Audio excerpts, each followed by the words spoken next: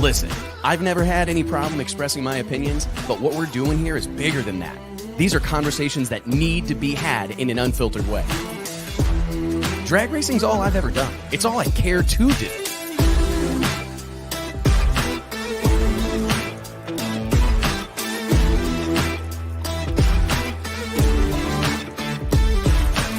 I respect the history, I appreciate how far we've come, but I want more for this sport, and I'll fight for it.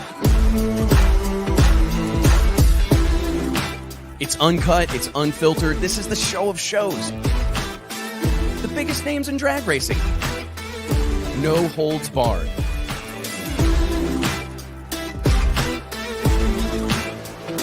This is the great American motorsport, drag racing. Prove me wrong, I'll wait.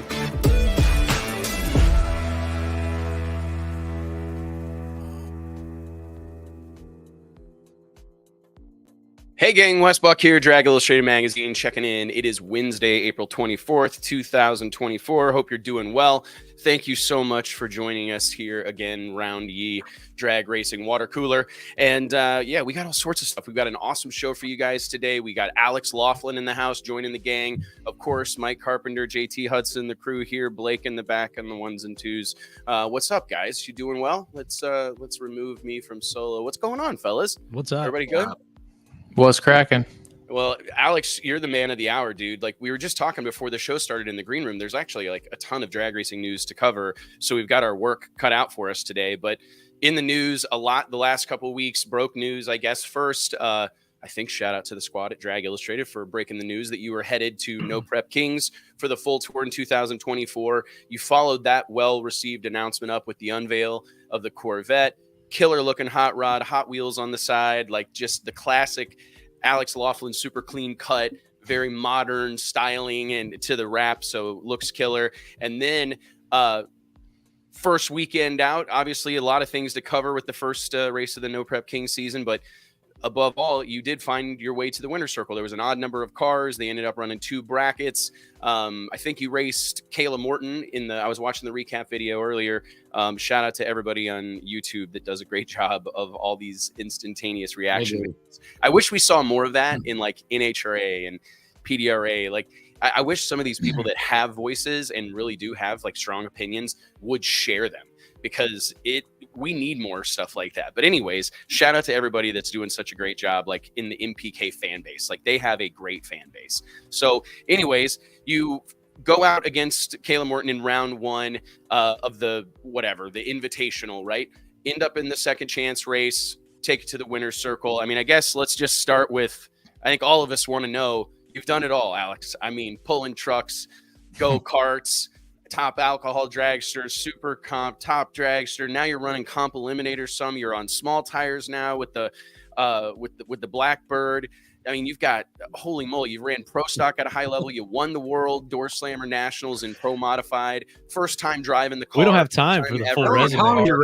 I'm not even like a CVS receipt. Wins lights out, the biggest radial tire race on the planet Earth, at a time when the car you were there racing with, your well-known and beloved blue Corvette, the ZR1, that car had kind of seen it. You brought it into radial racing at a time when purpose-built race cars were being made, and you had a steel roof and quarters or like a factory style Corvette racing against all these purpose-built RVW cars. So it was like a historic moment. You're on the cover of Drag Illustrated, I think 2-3 times now.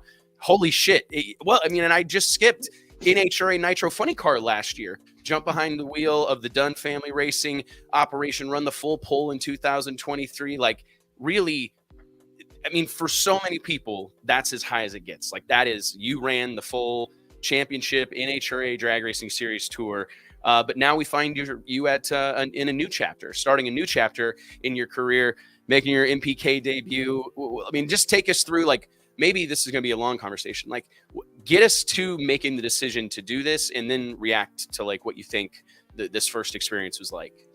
Well, to be completely honest, it started in 2022. I ran like 4 or 5 races at No Prep Kings in the blue Corvette, just in the futures class, futures/outlaw big tire, and had a great time. At that point, I was only running 10-12 races in Top Fuel Dragster with Scott Palmer. And everything was good there, but after running those races in No Prep Kings, and talking to the producers there, they had agreed to let me in for 2023. And so really we were kind of going to put all of our eggs in that basket. It was the final race of 23 in Pomona when John Dunn had approached me and asked me if I'd be interested in driving the funny car for him, the next year.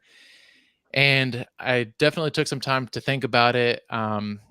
Obviously, what it came down to is I thought I would always regret not giving that a chance. I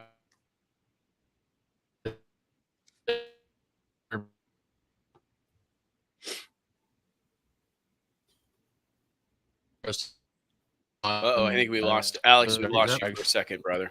Hold on. Having a nitro funny. 1 second. We lost you for a second, Alex. It's that Granbury connection doing what it do. Hold on 1 second. I know. No, you're good, man. Okay, I think it's stabilized. So, anyways, the last thing I heard you say was that, and I remember this was a proud moment of mine because I was actually in the hospital in Columbia, Missouri, a couple of Novembers ago, and you called me, and you were at this fork in the roads, fork in the road, right. And you were like, I either go do this or I go do that.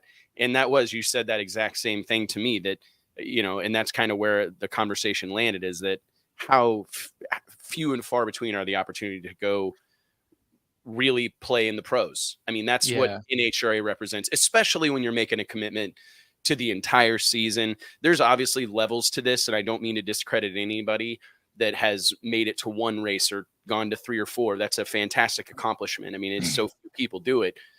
But you have to agree that, like, if you go do the full pull in NHRA, you can hang your hat on the fact that you were a professional drag racer.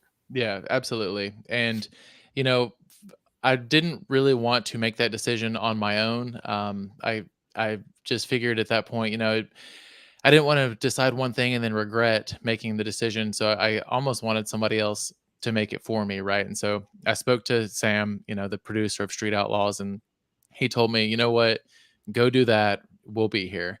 And so I made the decision, hopped in the funny car for the season. Obviously, didn't end up running that again this year, which was kind of the perfect segue to go ahead and make that commitment to No Prep Kings. Obviously, it's the first time that I'm actually on the Invitational. New format this year with the way the qualifier works. On Friday night, you get one shot, win or lose. If you win the race, you go to the winner's bracket. If you lose, you go to the loser's bracket. And, we only had, going into this race, we only had like 4 runs on the car. 4 runs. Only one of them was pretty much to, the full 8th mile. And obviously it wasn't dialed. It still isn't. It's faster than it was. It's not as fast as it can be. But we were basically one run short from being able to get around Kayla for that first round. All that being said, it kind of worked in our favor. It would have been maybe a little bit politically incorrect had we won the first round or that qualifier and then ended up winning the whole race. I'm fine with paying my dues. For me, I think it was best case scenario. We lost to Kayla, but we beat some of the absolute top-notch cars that have been in the Invitational for a long time.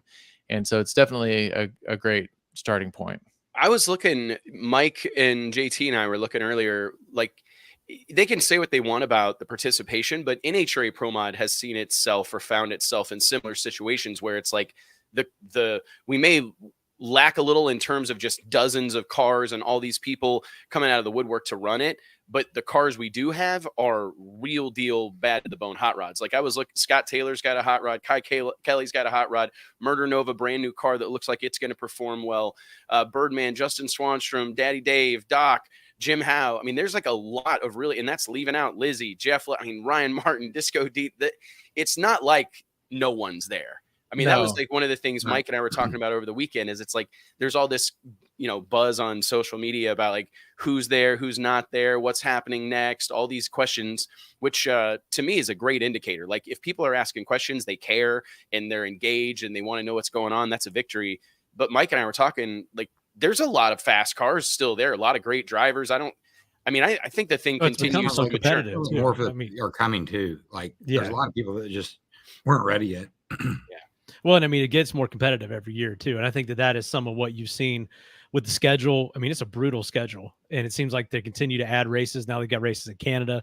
I mean, you're in the middle of already a 5-week stretch to start the season. So it really will thin the herd as far as who can run that kind of stuff and keep up. But what do you think about, I mean, we're already getting some comments in here about, your past history with the Street Outlaws guys. And, kind of, it seems like there's always been, it hasn't been very welcoming over there, I would say, maybe for you, based on either all the other stuff we talked about, your resume, the other stuff you've raced, or some of the stuff that happened early on with the show. But how is it different over there now versus like the original Street Outlaw show, the street show, versus what they're doing now at NPK? As far as the racers and the people there, everybody's been welcoming with open arms. It's been awesome, to be honest. As far as the no prep fans, a lot of them don't like it.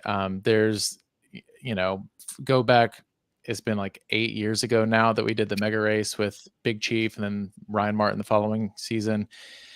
That deal with Gas Monkey definitely got me a bad rap and a bad name in the scene of no prep. And for whatever reason, I guess being affiliated with Richard and the TV show, that everybody just thought that we just had more money than we could spend, and it's pro team this and that. And so we went into that deal being the bad guys, right? We were the villain. It was their show, and we were the bad guys from the start. And I would say we've probably kind of turned maybe 50% of those people around by now, but there's still half of them that just don't want me there. Straight up, just some of the comments that I have seen online. Comments are crazy. I mean, they're brutal. Hilarious. Absolutely brutal. You can't deal with it very well, though. Yeah, but you've gotten that everywhere you've gone, though. You make jokes out of it, Because I saw a comment. It was like, Wes should get Justin on instead. Alex doesn't talk no junk, and I'm like, well, to the contrary, I think Alex has probably stirred more shit up in the NHRA than maybe anybody. Like, at least in recent memory. Like, as far as, I don't know, I can't really remember somebody that had people talking more like on that side of the game, because that is a part of the game that we lack. Like, I understand that it's pretty buttoned up over at NHRA, right? And it's easy to offend, and everybody wears their heart on their shirt sleeve. And I'm much the same way. So I've got to, I'm bad about taking shit wrong, but it's part of the game that's lacking, right? Like, because it's funny that it's like Alex is, talks too much shit or whatever for an HRA, but doesn't talk enough for NPK or Street Outlaws, right? It's like, that's shit over there too, though. But that shows the difference, though, of what's expected and like what the culture is. So I feel like this is a good fit for you. But I think it's interesting. You said you're fine paying your dues if that's what it takes. Like, it kind of would have been a shitstorm if you'd have just gone over there and won the first race. Like, you might have to go into witness protection or something. You might have. And I personally, I also think that would be what I know about Sam Corcus and the people at Pilgrim and everybody involved with that show and NPK and Street Outlaws before that and all the various spinoffs, is these guys know how to tell a story. Like, they know how to construct a story. Like, your experience 8 years ago, albeit you were kind of on the bad side of it. You were on the unfortunate end of that narrative, but it clearly worked. I mean, it was a moment in time, and you're still paying for it almost a decade later. And what I take away from that, or I think what everybody should take away, is, I think, obvious, is that storytelling works.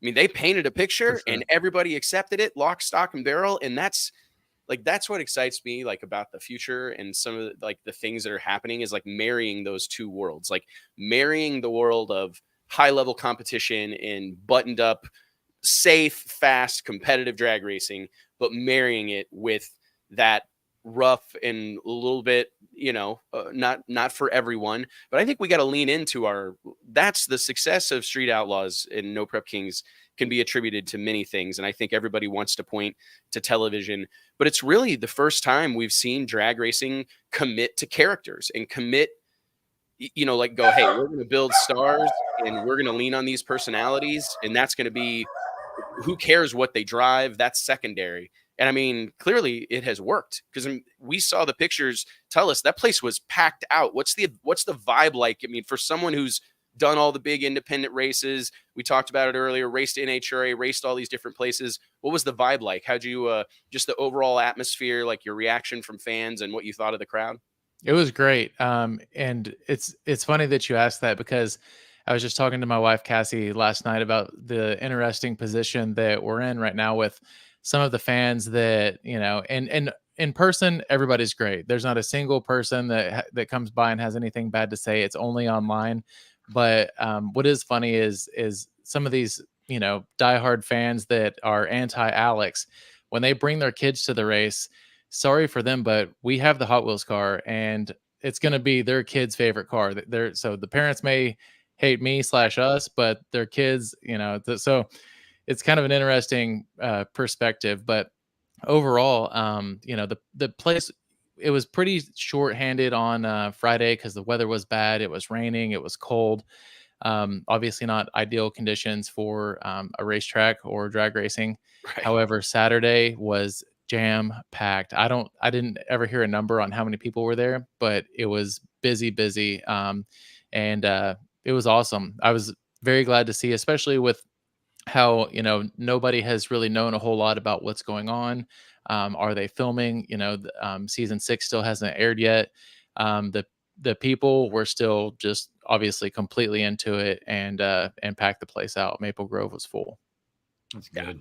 I mean, it was great to see. I mean, if you think about like all these races got announced in like this rapid fire order, a handful of them at a time, right, Mike? Like they did a couple of races and then announced a couple more, and it felt like, holy moly, there's a lot of drag racing going on with this series. You kind of forget, like the off season is short, but it seems for me every year to be like, oh my God, that's a lot of drag racing. Like, can you tell a lot of the people that listen to this podcast and follow along with this conversation every week are like, we have a considerable number of like real deal race fans. Like that's what I consider myself in many ways, as just a hardcore drag racing fan, but it's a lot of insiders, a lot of people that are in the business or race themselves. Like, can you compare and contrast like the operational expense because of like trying to go NHRA pro stock racing or NHRA pro mod racing? I know you've like investigated that path, the funny car route, maybe some of the different ways these things happen, because what I'm seeing over on this side is Alex is racing his own equipment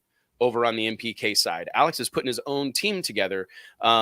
It's a much different thing than like what you've done the last calendar year as a hired gun driver type of situation. Yeah, no doubt. As far as nitro, that just ultimately doubles at minimum, in most cases triples or quadruples in expense right from the start. Those things just eat parts, and that's just the way it is.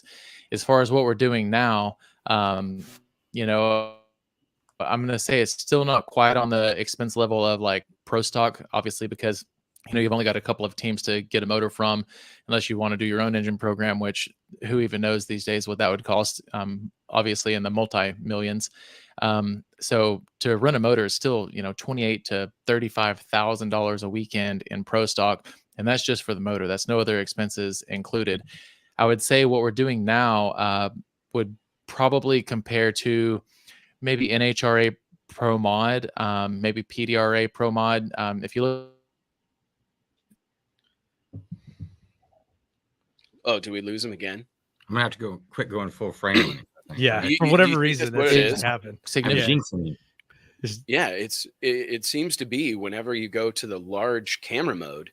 People hate it anyway. Oh, really? Well, it scares everybody. It does. Because it's like all of a sudden all the attention is on them. Yeah. All right. Well, Alex, can you hear us? We lost you for a minute. I don't know if you're back. Yeah, there we got you back. JT's gonna stop going big screen on you. So Okay. anyways, you were comparing. I want to just and we got Spencer Hyde in the green room, fresh off a dominating victory at the PDRA Mid-South Nationals, or Mid-Atlantic Nationals, I think is what it was called. Atlantic, yep. Yeah, Mid-Atlantic Nationals at the beautiful Virginia Motorsports Park. I got to go out there myself. I want to talk some PDRA, but I do just, if you had to build, because these are the things that I want to know, and I think people need to know. If you had to start from scratch and you were going to like build your own team, or what do you think the operational budget, I guess, once you've gotten the equipment, because we obviously know that's a different thing, but if you were going to go build a Top Fuel team, is that a $2 million a year? Like, what do you think the competitive teams are spending right now? Oh, that's hard to answer, honestly. I can tell you that Just it's not even the equipment, it's the operating cost, right? You can go and buy a rig or 2 rigs and spend $1 million, $500,000 each, retrofit it with the car, extra car, all the parts and everything. That's going to cost you obviously in the $3, $4, $5 million range to get started. But then once you've got it, from there, the biggest expense is just to operate it. Everybody says that if you want to be a top running car, the budget's $100,000 a weekend in nitro. For what we're doing here, granted, you don't hurt everything, just on average 10, 15, 20, depending on, if you have to drive all the way across the United States and flights and all of the expenses that come with it. So what we're doing now is significantly less as far as the expense. But if you look at all of the cars in No Prep Kings, everybody's got a Proline motor, no spared expenses in these cars. The stock wheelbase, stock bodied cars are more expensive to build than even a new Pro Mod. It's crazy too. And you've got like limited options for it too. So it's like a really specific, because that's, I've been a big part of the horse trading community for a long time. And it's like buying and selling cars and whatnot. And that was one of the things that you always had to factor in, especially if you were trying to buy something to sell it. Like, where is this thing going to be able to be raced? Like, how many places is a guy going to be able to go run this competitively? So sure. It's definitely a consideration, because you got guys that are building purpose-built No Prep Kings cars. Yeah, well, that's what it takes now. I mean, to be competitive. I noticed, Alex, that you posted earlier in the week, you've got a schedule conflict this week, and you had to make a decision whether to go to NHRA Charlotte and run the new Factory X deal, the Blackbird, or go to NPK. Talk a little bit about what went into that decision. And, I guess this will be your debut, right? Your competition debut with the Factory X deal, and what you're looking forward to out of that this weekend in Charlotte. Well, we actually ran the Factory X car 2 weeks ago in Vegas and went to the final there. The car's running fantastic. But as far as what made my ultimate decision was, like I said, I'd put all my eggs in the No Prep Kings basket, but we went for so long without knowing what the schedule was. After driving the Factory X car and testing last year, Jeff Turk offered me a deal that I just couldn't pass up, especially not knowing what was going on with NPK. To be completely honest, I wasn't even 100% sure that I was even in the Invitational until I was on the property in Maple Grove. And so there's only 8 races in Factory X. So I figured at worst, I can hit all of those. There's probably going to be some that fall on top of the No Prep Kings events. And, ultimately, hopefully we can just do well enough at the NPK races that we do make, which is basically almost all of them minus this weekend, and be able to keep our heads high and in points also. So really, this is the only conflict that you're looking at right now between NPK and NHRA? There's one this weekend, and then there's a couple more later in the season, but we'll just deal with those when they get closer. Because both are obviously an extensive schedule, so there's going to be more conflicts. Are you just going to like play that by ear based on how it shakes out, or that's kind of an interesting situation of not really knowing or being able to make that decision until you were on the grounds in Maple Grove. So now that you've had success out the gate, and you're kind of in the club now, I guess, so to speak. Now you're going to have a decision multiple times throughout the year. Yeah, a helicopter license. I know, right? And the race this weekend is really close enough that if I were in a position to be able to afford something like that, I would, because by car, it's only 3.5 hours between Virginia and Charlotte. It's just, it's not realistic, I don't think. But it is that slippery slope because, I'm loyal to Jeff Turk, who gave me the opportunity to drive this car for him. It's a paid gig, and those are very tough to pass up. But then, at the same token, I don't want to upset the people that, finally let me in at No Prep King. So, it's one of those things that I certainly owe Jeff his 8 races, and he's going to get them one way or another. So just hopefully that, we can squeeze through NPK without upsetting anybody for missing a couple of them. No, I think, people have to be understanding of the situation and especially you hit the nail on the head. And I want to talk a little bit about that with our next couple of guests. We got Jim Howe, fresh off a big win at the NPK national event this past weekend at Maple Grove. We'll have him on in just a few, but before we get to Jim, I want to bring Spencer Hyde, the man, the myth, the legend, winner of the 2023 World Series of Pro Mod, who joined another elite club. Because that's the thing I want to talk about is where Door Slammer drag racing is headed right now. If you look at PDRA Pro Boost this past weekend, I'm not sure for any fan that didn't follow along, you're talking about probably one of the craziest door slammer fields in the history of drag racing. Melanie Salemi at the top of the field with a 358 with a 5. And Preston Tanner rounding out a 16-car field with a 363 with an 8. There were multiple 350 runs, a slew of cars that ran near identical elapsed times. Spencer was looking at that world record, wasn't he? I think he may have been. I mean, it's but you know, is what I saw out of Spencer and company was, and this is what I saw from them in World Series of Pro Mod in 23, was just finding a way to win. Like, they won the races.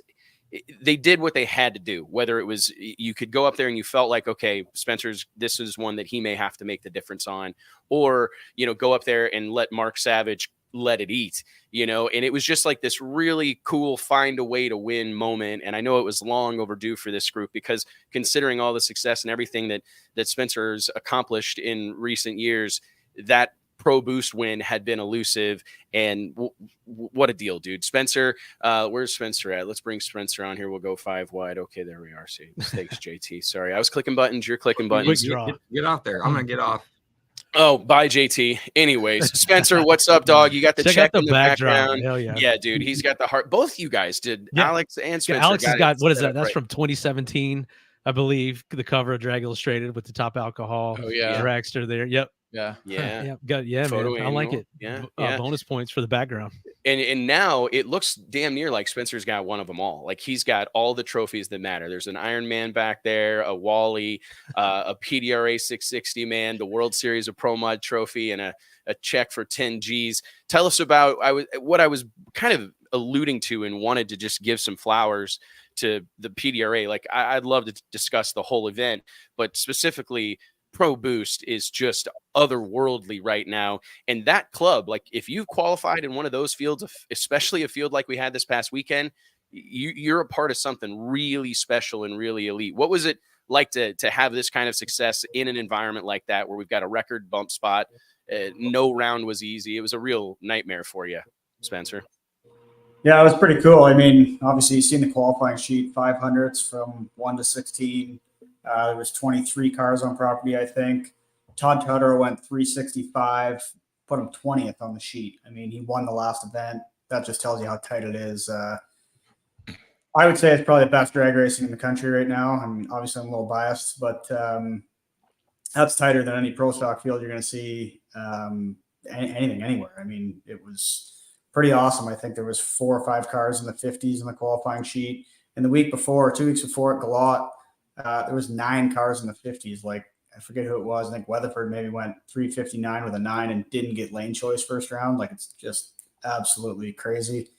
And it's so hard to win over there. We've been going there for 3 or 4 years now, not full time, but running about half the schedule. And we've had a good card, a lot of events, qualified decent. It's tough to win. I mean, you've seen it on the weekend, races won by 1, 2, 3, 4 thou, like almost every run. It was awesome to watch and awesome to be a part of. Do you guys think that, and we'll bring Jim on here at the tail end of this particular topic, because I think it's the coolest thing that I'm seeing right now.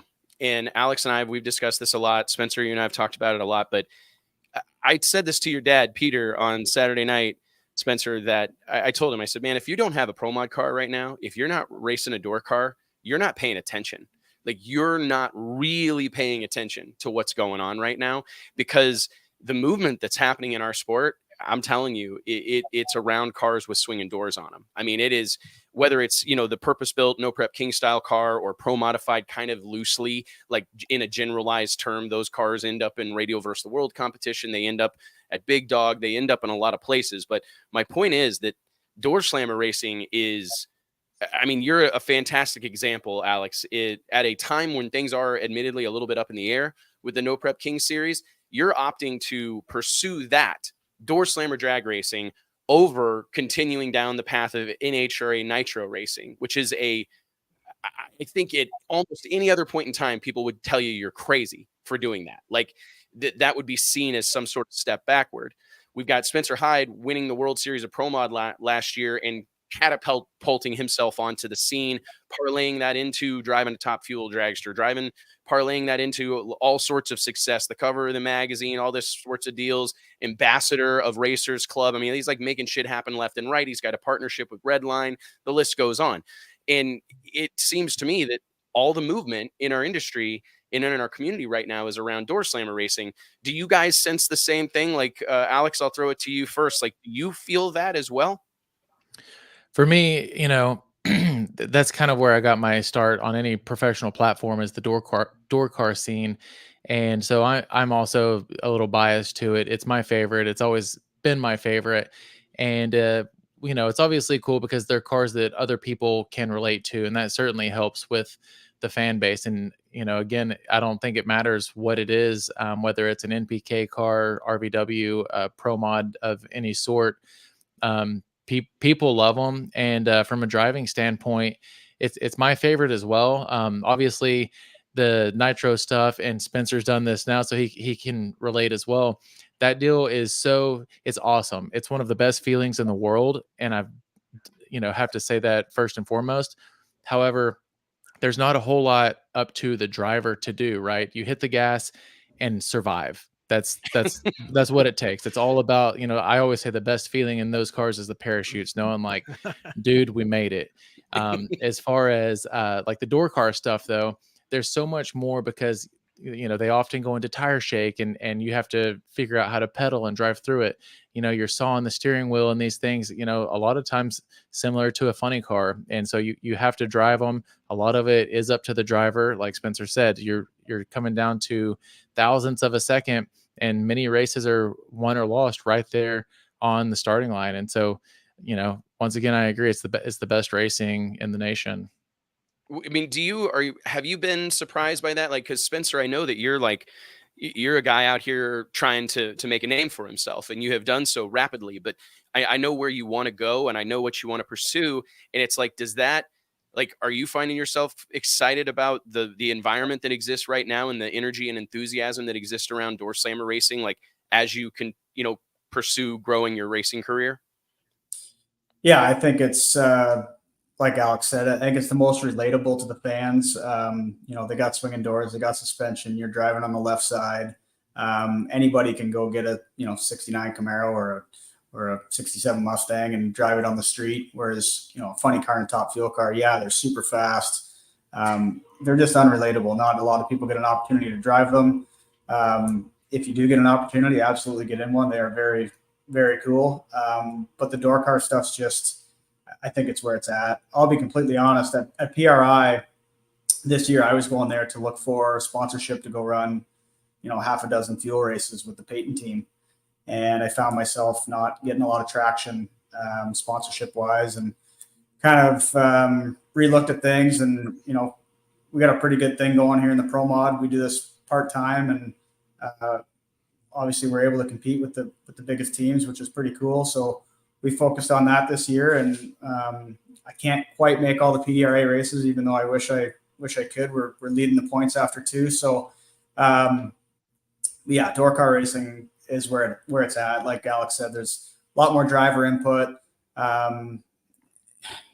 When the cars are set up right, they're not that hard to drive, but when they're not, they're a handful. And, this weekend you can see I had a couple runs that probably should have been aborted if I didn't know I had the fastest car.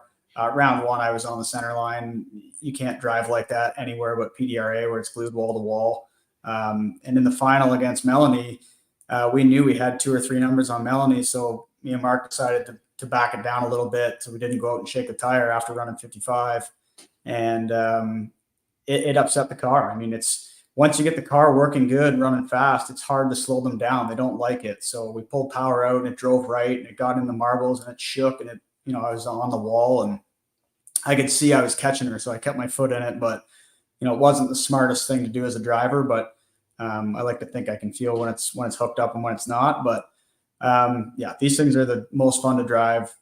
Like Alex said, the fuel car is sheer acceleration. It's just raw power. There's no other feeling like it, but it's nice when it comes to a stop and you can get out. And you're not on fire, right? I mean, you made the most of your Top Fuel appearance there. I don't think I've ever seen a Top Fuel fireball shown more. NHRA it was sick for Racers Club. I probably should be expecting an invoice. Like Racers Club was on the front wing. It got a lot of exposure from that, and that's one of the tough things about drag racing. But real quick before we continue on, let me introduce the man of the hour, the one, the only Jim Howe, fresh off a huge dominating performance. I just finished up earlier this morning watching tape and went back and watched the entire eliminations. Again, shout out to Clay Milliken's sister, Leah, for her awesome recaps. She does. Follow her on YouTube. She's like a super cool chick. But anyways, I'm dying to know, Jim, like you've got yourself a hot rod, and we've got to talk about how well you ran this past weekend. But could you dive into that conversation? Like you're a guy that has found themselves, racing for a living, racing at a high level for a living, out here living the dream. Are you at all surprised, or what do you make of this moment in time where it seems like all the enthusiasm that exists in our sport right now is around door slammer style drag racing? Man, I think it's a great time for the sport. I've been around the fast door car stuff since the beginning. I was around the IHRA days when, Pro Mod became Pro Mod out of Top Sportsman and so on and so forth. And it's great to see the sport go in the direction that it's going, because as far as I'm concerned, it's kind of like Spencer and what Alex is saying. They're the most relatable cars out there, really. But they're not cookie cutter. And that's it's kind of what this whole deal in MPK has been about, is getting the diversity in the rules so that not every car out there, is a screwblower car. Not every car out there is a Pro Charger car. I think that it's one of the things that hurts other sporting organizations, is everybody looking the same and being the same. So it's a great time for something that all four of us on this show right now have known forever. And that's door slammer racing's where it's at. And I think now that, thanks to the organizations and what you do also, Wes, I mean, the World Series of Pro Mod, the stuff that you've done has brought a lot of light in other areas. NPK, one of the biggest challenges, and Alex, I was watching your interview before you started talking about the hate that Alex has got. It wouldn't matter. I said this online the other day, and Alex, you're going to find this to be true. If I walked on water, the haters would just say it's because I couldn't swim. And that's a fact. And it's the same deal. We're not the OG guys. I mean, I've been here for 4 years now. But you faced some of this as well. Like, oh, Jim's not street. He doesn't belong. Right. I remember all that. Yep. Yeah. I face it all the time. And it's like, there's just a difference in the generations. You know what I'm saying? Like when we street raced, we didn't need to carry a camera around with us to show everybody we were doing something we shouldn't have been doing. I mean, it's kind of like a bank robber carrying a video camera with him. Back in those days, that was you'd have got your ass beat for showing up with a camera on a street race scene. But today, everybody has to validate who they are, or they feel like they need to validate. So, Alex, just keep being you. You're going to catch hate, and I promise it wouldn't matter what you do, who you are, where you go. Doesn't matter. Spencer Hyde, same thing. Spencer's getting hate. My phone rang off the hook Monday about Spencer's mile per hour over the weekend. So, that was a little suspect. That right lane's a little hot over there. Well, it's a voltage issue. Voltage issue at the track. Yeah, I told him we went through the same thing with this racetrack. I did it in LDR. When we ran LDR, that lane would throw up some goofy mile an hour every now and then. But the sad thing is that we have to educate the fans, and we need to educate some of these racers that backsplit is backsplit. I don't care what the mile an hour clock says. Yeah. If that joker runs 117 to 119 backsplit, that's where it's going to be. If you go 112 backsplit, then we might need to be having a conversation. You know what I'm saying? I mean, like that's that. I don't care what the clock says, but that's what you are doing on this show, and what Alex is doing, and what Spencer's doing, and everybody out there, just getting the education out there to the people, and keep pushing these door cars, because it is the best racing in the country right now. And there's nothing, nobody can argue with that. I don't think. I completely agree. And I do think you make a great point, Jim, is that it's, you know, we're at what, I think 380 episodes into this show. We just sent our 187th issue of the magazine to print. Like, I think about how much time and energy we've invested and money and everything else in kind of saying the same thing over and over, but it just reminds you that you've got to be saying the same thing over and over and over. I think like a lot of people get themselves like, I've got to find a new way to say it. It's like, no, just keep saying the shit.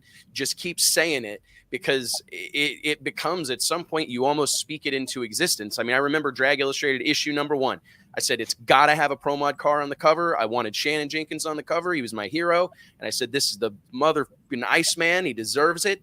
And that was like so important to us, because I felt even way back then, man, this door slammer, Pro Mod door slammer style drag racing is 100% where the action's at. It's like where the community's the most hardcore. I mean, we've got like cult-like fans.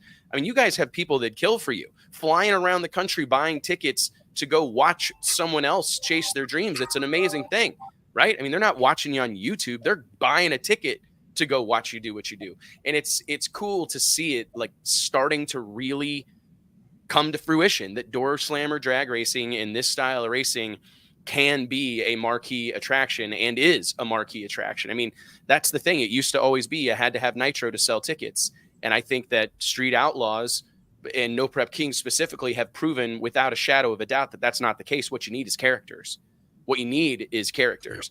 And if you've got characters, you can sell a ticket to watch them do anything, be it drag racing or basket weaving. You would be able to sell tickets to it. So I can't say enough that I do think that this is the community that's rallying right now. But I think your guys' point about relatability, that is a strong point. But how much do you guys think it matters that it's still attainable?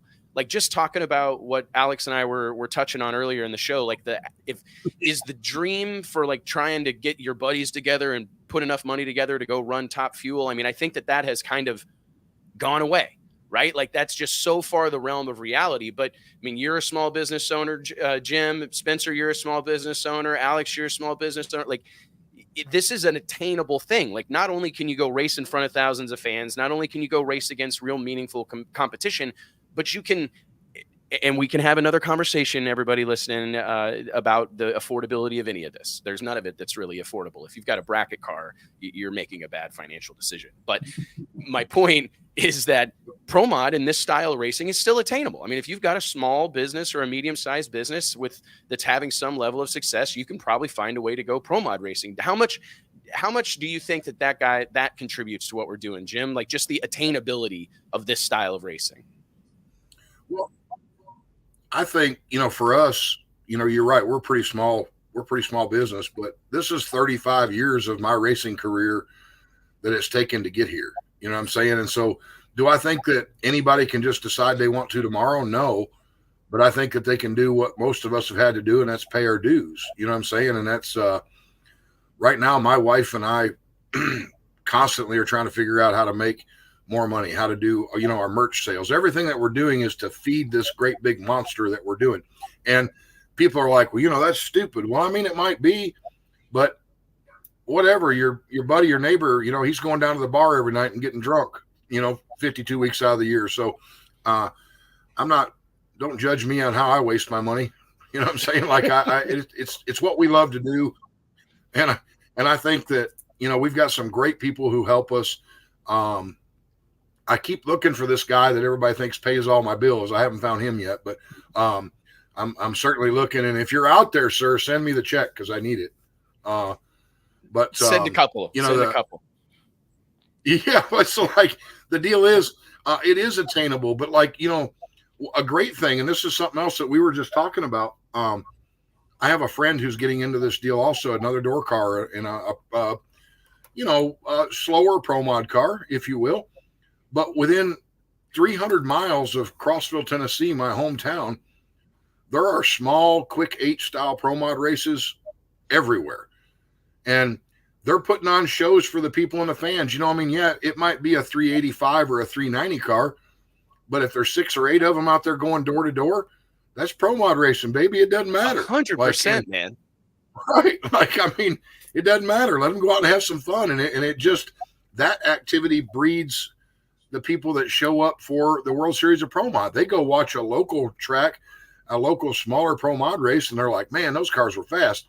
And then they start looking into it, and they're like, holy shit, these other cars go 350s. They go 360s. Like, we need to go watch them. And so, at the end of the day, it's a stepping stone for everybody. So I think, the average auto worker in today's society could build a Pro Mod car. Can they race it like we do 23 or 4 weeks out of the year? Probably not. Yeah. Can they race it 10 weeks out of the year? Absolutely. I agree. I mean, Spencer, don't you think that, like, we were talking about this Saturday night at the races, Spencer's 69 Camaro, Jack in the green stock, perhaps one of the more iconic door slammers of recent years, one that's really broken through as a car that people remember. It's in a video game. Like, it's a cool thing. That car is like, I mean, I'm not, Spencer, I'm not like knocking here, but that's an older car. Like, that is not that. What year was your car built? This first car, 2014, out of Bickle's shop. Bubba Stanton won the 2015 Pro Extreme World Championship. Scruggs raced it in Pro Extreme, then NHRA, and we bought it and ran it, locally up here through COVID. And it's old. Like, it's got a lot of runs on it. Now, we front halved it halfway through last year and modernized it a bit, put a new rear end housing in it, updated the shocks and the struts and everything. But it's an old car. It's a good car. But I mean, think about how much of it. I mean, all of us have spent our entire lives drag racing pretty much, right? And it's like, that is the natural progression of how this whole game is supposed to be played. Like, you buy a car that you can afford, that's like a good deal for the money, right? And then over the course of time, I mean, that's just like my entire life with my dad growing up was like, get in a car and like, hey, we're going to put carbon fiber wheel tubs in this bad boy this winter, we're going to change out all the tin work in this thing, or we're going to get some lamb strut. I mean, it was always something that we were going to do. And like, that was the drive. That was the game, is that not only are you trying to win races and all these things that are happening on the track, but you're kind of having like a personal battle with yourself about how nice a car you can build and how good the wiring's going to be. And I think that the coolest part of this discussion is that, in what other form of motorsport can you go out with equipment that's 10 plus years old, you know what I mean, and run at the front? Because it takes more than that to win. Like, it's not just about having the latest, greatest equipment. I mean, we've seen plenty of those guys come and go, have we not?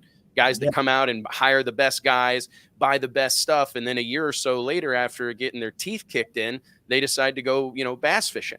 I mean, because it doesn't just take, and it takes money, but that's not all it takes to be successful in this. I mean, Spencer, don't you agree that that's like a driving force in, especially Derek Ward's car was built in 2005, I think. Yes, yeah. I remember watching that car growing up. Mike Stewicki driving it in 2009, 2010 up here in Canada, setting the world record going. I think they went 571 at 255. He beat Scotty Cannon's world record, and I was standing on the starting line. I remember it. It was, half black, half red. You remember that paint job back then? Yeah. T-forms all over it. That was like the car to watch back then. And yeah, Derek Ward dusted it off, did some updates, and I mean, he just set the world record two weeks ago with it. And like you said, you don't need to have the best equipment. You got to have good stuff. You can't buy junk. But really, it's about the people. It's about who's working on the car, who's tuning the car, who's doing the maintenance on the car. I mean, that's really what it's all about. And that's where, I'm blessed. I got a great crew, and I don't pay these guys. They come because they love it. One's my uncle, one's my cousin, a couple of high school buddies. Great dudes. They're there to drink beer and go faster in the day. So I'm sure, some people look at us when we roll in and like, who are these cowboys coming in there? But apparently on Saturday night, they weren't saying that. So. No, they weren't. They were saying congratulations, like Post Malone singing. But Alex, I mean, you're another guy that, I mean, some of the biggest accomplishments of your drag racing career have been behind the wheel of, secondhand equipment, be it, the blue Corvette in radio racing, or the Pro Mod car you drove with the Carusos at World Door Slammer Nationals. Like, I think that's an important part of this. I mean, you've been in NHRA Pro Stock racing at the highest level. I mean, you can't roll out there with 10, 15-year-old equipment and think to make a mark. Honestly, all of my cars have always been older. Not once have I ever had a brand new car. Not once have I ever been to a chassis shop and sat on the jig table, and been fitted. I've always had secondhand, third hand, no telling how many hand stuff. The NPK car that we've got now, hands down, is the newest, nicest car that's ever been through our place for sure. And it's still, my understanding at first was that it was Manny Bajinga's Pro 275 car, and it's a beautiful car. It's absolutely perfect, as all of his stuff always is. But I also recently found out that it actually had a couple of owners even before him too. So, but that's the thing. It certainly doesn't matter, ultimately how old it is. Just like Spencer said too, worst case, put a new front half on it. The car is the car. It takes the people to be able to make it function right, and maintenance. Gosh dang, that's everything. If you don't maintain the equipment, it's worthless no matter how new it is. Jim, do you think that like, you're a guy who's come up the hard way doing this, running small tire stuff and progressing over the course of time? Like, and you talk about relatability with the cars, but like you said, those auto workers in the stands, I had one of our advertising clients tell me one time, he goes, Wes, almost all the success of our business is built on the back of cars that never made it to the racetrack.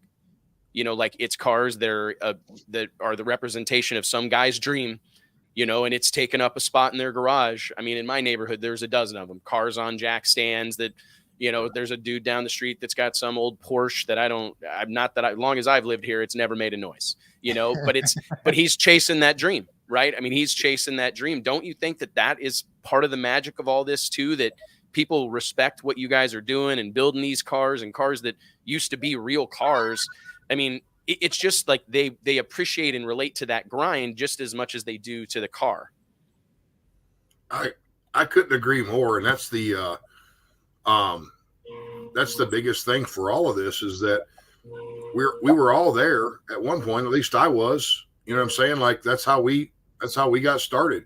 I've got them in the shop right now that we're working on. And unfortunately, I'm just not very responsible with financially. So I've got too many race car projects sitting around the house, and I hear it all the time. And that's another thing too, that I do a lot of motivational talks at schools, trade schools and high schools and that kind of stuff. And the biggest thing that I can tell them, and I tell everybody, is just follow your dream, do it. It doesn't matter. I don't care what anybody else tells you. Follow your dream, see it through, do whatever you got to do to make it all happen. I mean, I don't know how long I can keep doing what I'm doing without major backing, but I'm going to keep doing it until I can't. And then, at least I can say I did it. It's kind of like, Alex taking the Top Fuel deal. I've wanted to run a fuel car for a long time, so I understand where he's at.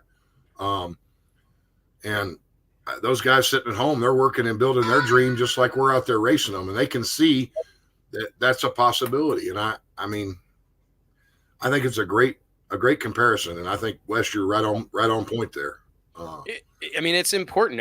That's the thing, is like, I honestly think, like, as soon as people, the racing that took place, I was out at Virginia Motorsports Park for Tom and Judy Franklin's PDRA race. Tyler Crossnow, Gavin Carter, some of my boys, got to go see everybody. Mike Washington, oh my gosh, Randy Lee, the whole gang is out there. But anyways, went out to the PDRA race, and that was the thing that, to me, is there's plenty of like big money equipment, and there's plenty of teams that are extremely well financed, but that racing, to be at the caliber it is, with the amount of like do-it-yourselfers and guys that are there working on their own cars, and it is not a bought and paid for deal where everybody, there's obviously some big money operations and whatnot, but there is, it is like the ultimate, it's like drag racing exactly as it's supposed to be, right? Like, every nice equipment, but side-by-side 8th mile outlaw racing with real deal drag racers, like no prima donnas, no posers. These are all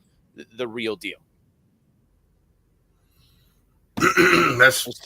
I was throwing it up to you, Spencer. Sorry. Oh, just like, sorry. Don't you think that community of people is interesting? It's like everybody's got a business. They've all do something, right? Like, it's not like very few of them earn their living drag racing. It's basically a bunch of guys that don't like to go golfing. They go drag racing as their hobby. And like you said, most of them are small business owners. Most of them got their families there.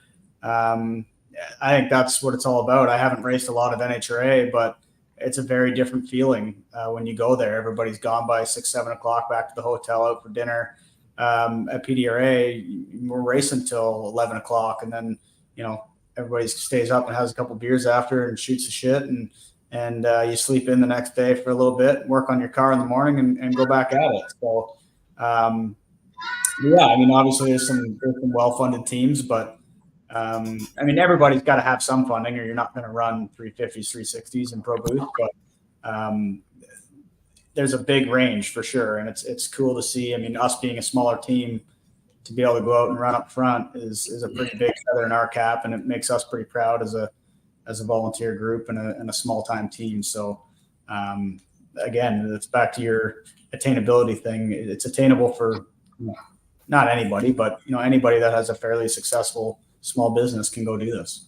Yeah, I mean, because for me, that's the most exciting part about what's happening here, is that while it's certainly reaching a crazy level, and this might be a good topic of conversation, it does still, to me, seem like the dream is still very much alive. The dream to go pro mod racing or go high level door slammer racing is very much alive. But I had a conversation with one of our World Series of Pro Mod racers last week. He just called me out of the clear blue. We hadn't talked in a couple of weeks, and he brought up the subject of testing, and I'd love to get all of your perspective on it, because Alex, you've been doing a lot of testing, whether it's the Factory X car, which I want to talk about that a little bit, but also your MPK car a little bit, not a ton, but you've been a part of the teams with your time with Elite Motorsports. You guys were always testing.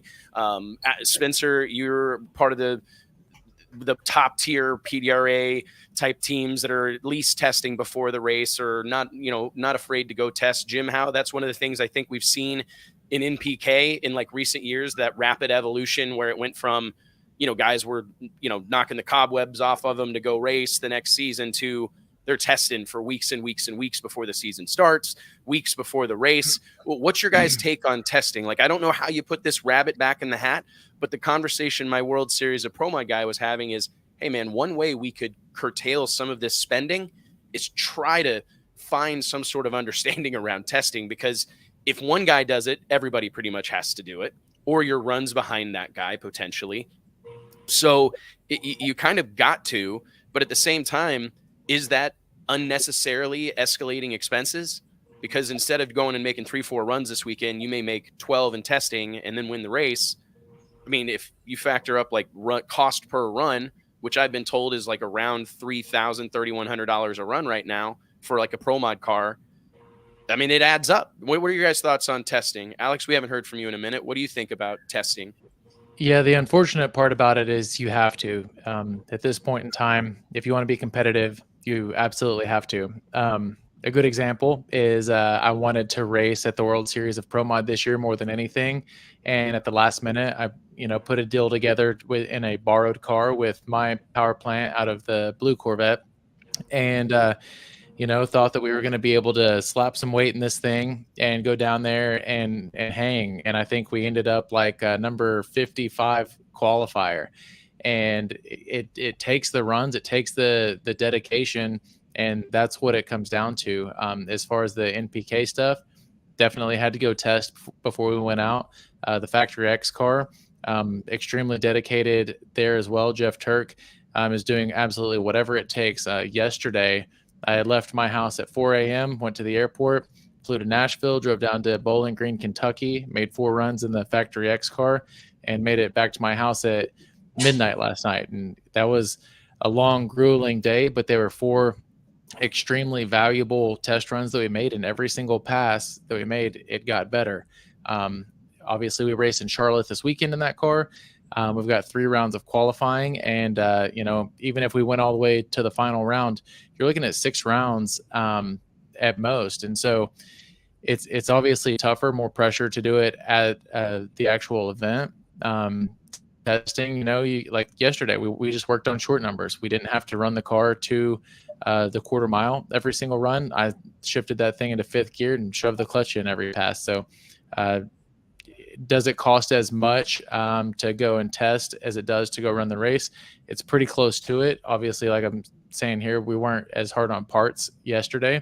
But ultimately, it's just the travel expenses and everything in between still takes just about the same amount of fuel and maintenance and whatnot. So it's tough. It's definitely tough. It's a lot of extra dedication and certainly a lot of extra money that it takes as well to do it. Spence, you've seen that, like in PDRA, like I can't imagine how much more difficult it would be to compete if you were showing up on Friday morning, right? Like, do you feel there's no putting that rabbit back in the hat, eh? No, I mean, the only way to stop not being there on Thursday would be to eliminate Thursday, but then all that's going to do is make guys go, on an off weekend to go test. So it's a bit of a double-edged sword there. And I mean, for me, I look at it as it's days away from work. So if you don't go Thursday, you might as well not go. But you got to leave Wednesday to go test on Thursday. So it's, then you're into the fortunate part about PDRA is it's done Saturday night for the most part. You have Sunday to get home. You're back to work Monday. That's important for us. But yeah, you have to go make runs on Thursday or you're going to be behind. And you see how tight the field is. You can't get behind. Because if you get one run behind, that's all it takes. And especially when the field's within 0.05 of a second. I mean, again, look at Tutterow. Tutterow could have went out the next run and went 57. One. He was 20th because he went 65. But it only takes 1 or 2 runs to get back there. We were fortunate enough to go 59 right off the trailer. And all of a sudden we got a great baseline. And that's set the tone for the whole weekend. But if we didn't do that on Thursday, we went out Friday afternoon and tried to back it up and smoke a tire. And I just said, Mark and I agreed. We're like, let's just put the thing in the box. We're just wasting our time out here. It's hot. It's going to be totally different conditions Friday and Saturday. We've got a good baseline, loaded in the trailer. So we did. And that saved us, $4,000 or $5,000. We didn't make a couple extra runs. And fortunately the thing ran good Saturday morning through Friday morning too. So yeah, it's hard to, you're not going to stop guys from going testing. So you have to do it. So I guess I look at it as I like the Thursday testing at PDRA because it's not another weekend. It's not, you're not driving to another track. You're not taking guys away from work for another week.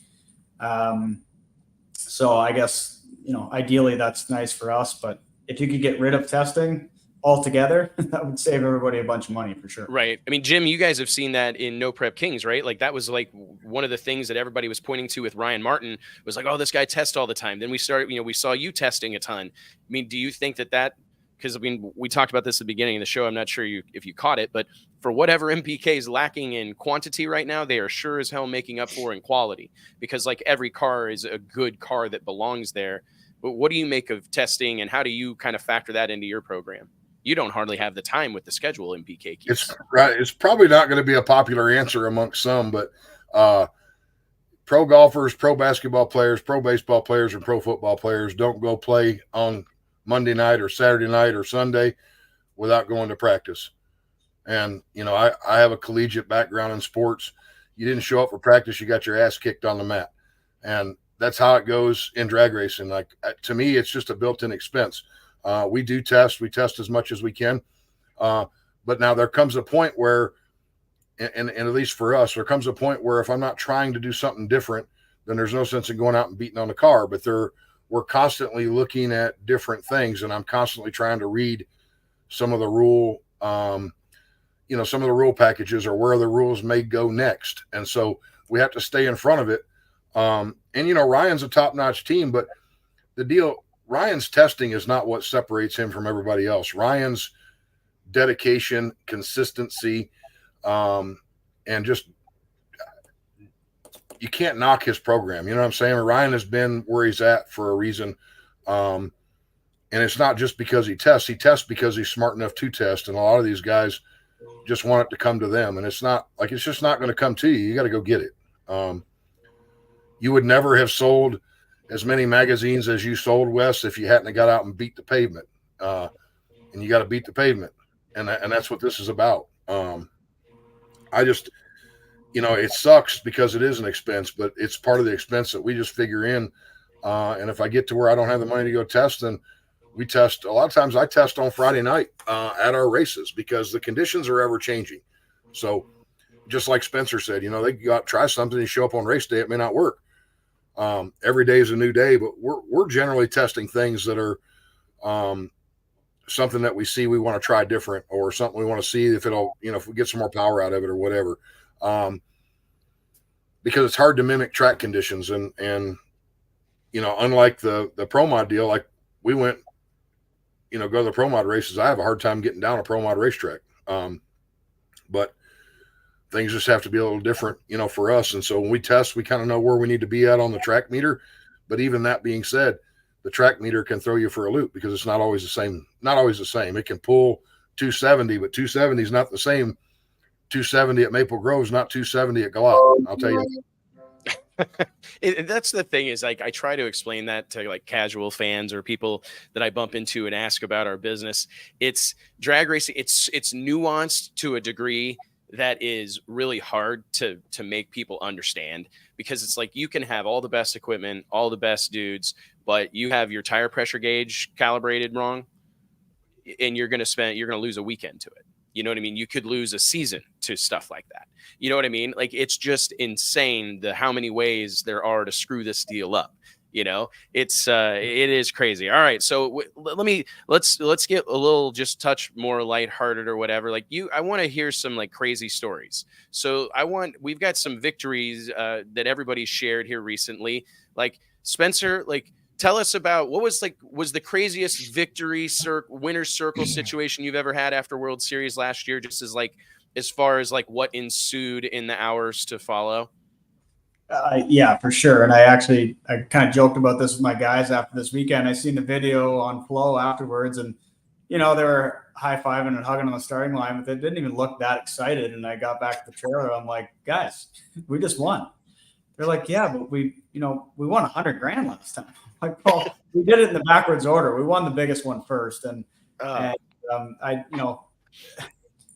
believe me, the PDRA win was just as exciting for me, because we've been going there for 4 or 5 years, and it's just so difficult. Not that yours wasn't difficult; it was just a perfect storm, perfect day for us, and that's kind of what put us on the map. No one would know who we are without that deal, but it's just so hard to win. So you have to enjoy it when you win, because you don't know when the next one's coming around. And like, we could show up to Norwalk and not qualify. I mean, like, look at Tutterell. He went winning Galat to 20th on the sheet. It's one bad weekend throws it off, and then you lose your confidence. But this weekend was just one of those deals where everything was going our way, and we had a good car. And in the pits, it seemed like you guys, it was like a sense of relief almost. Like, sure. When I went over Saturday night, you guys were all like, I could tell that like everybody was obviously excited and happy and smiling, but it was still like, they're like, okay, finally, like, got that over with. Finally got, knocked down one of these Pro Boost wins. Alex, we've had a good car at all the events. I'm sure. Since World Series, like Snowbirds, we had probably the car to beat. I red lit against Lyle 3rd round. World Series, bad draw. Jim Halsey 2nd round. We were 4th low of the 2nd round, lost. So it's just one of those deals where we knew we had the equipment, and felt like we just never could put it together, and finally we did. So it was a sense of relief, and we're now not a one win and done kind of thing. Alex, I think about you and the win that you've had some iconic ones. Like, I remember Father's Day winning, you won Pro Stock. Like, that was an iconic moment. You had the lights out win with the cash call. You had the World Door Slammer Nationals win with all your boys, and ATI sponsoring you that weekend. This whole big moment. Do you have like a wildest story? Which one of those? I mean, you're pretty calm. You're a pretty easygoing guy. I don't know that I've ever even seen you kind of turn up really. Yeah. Honestly, most of the wins that we've had have been followed with like an immediate trip to the airport or an early morning following. Yeah. But and not just saying this because it's your show here, but as far as the most iconic win is definitely the World Door Slammer Nationals.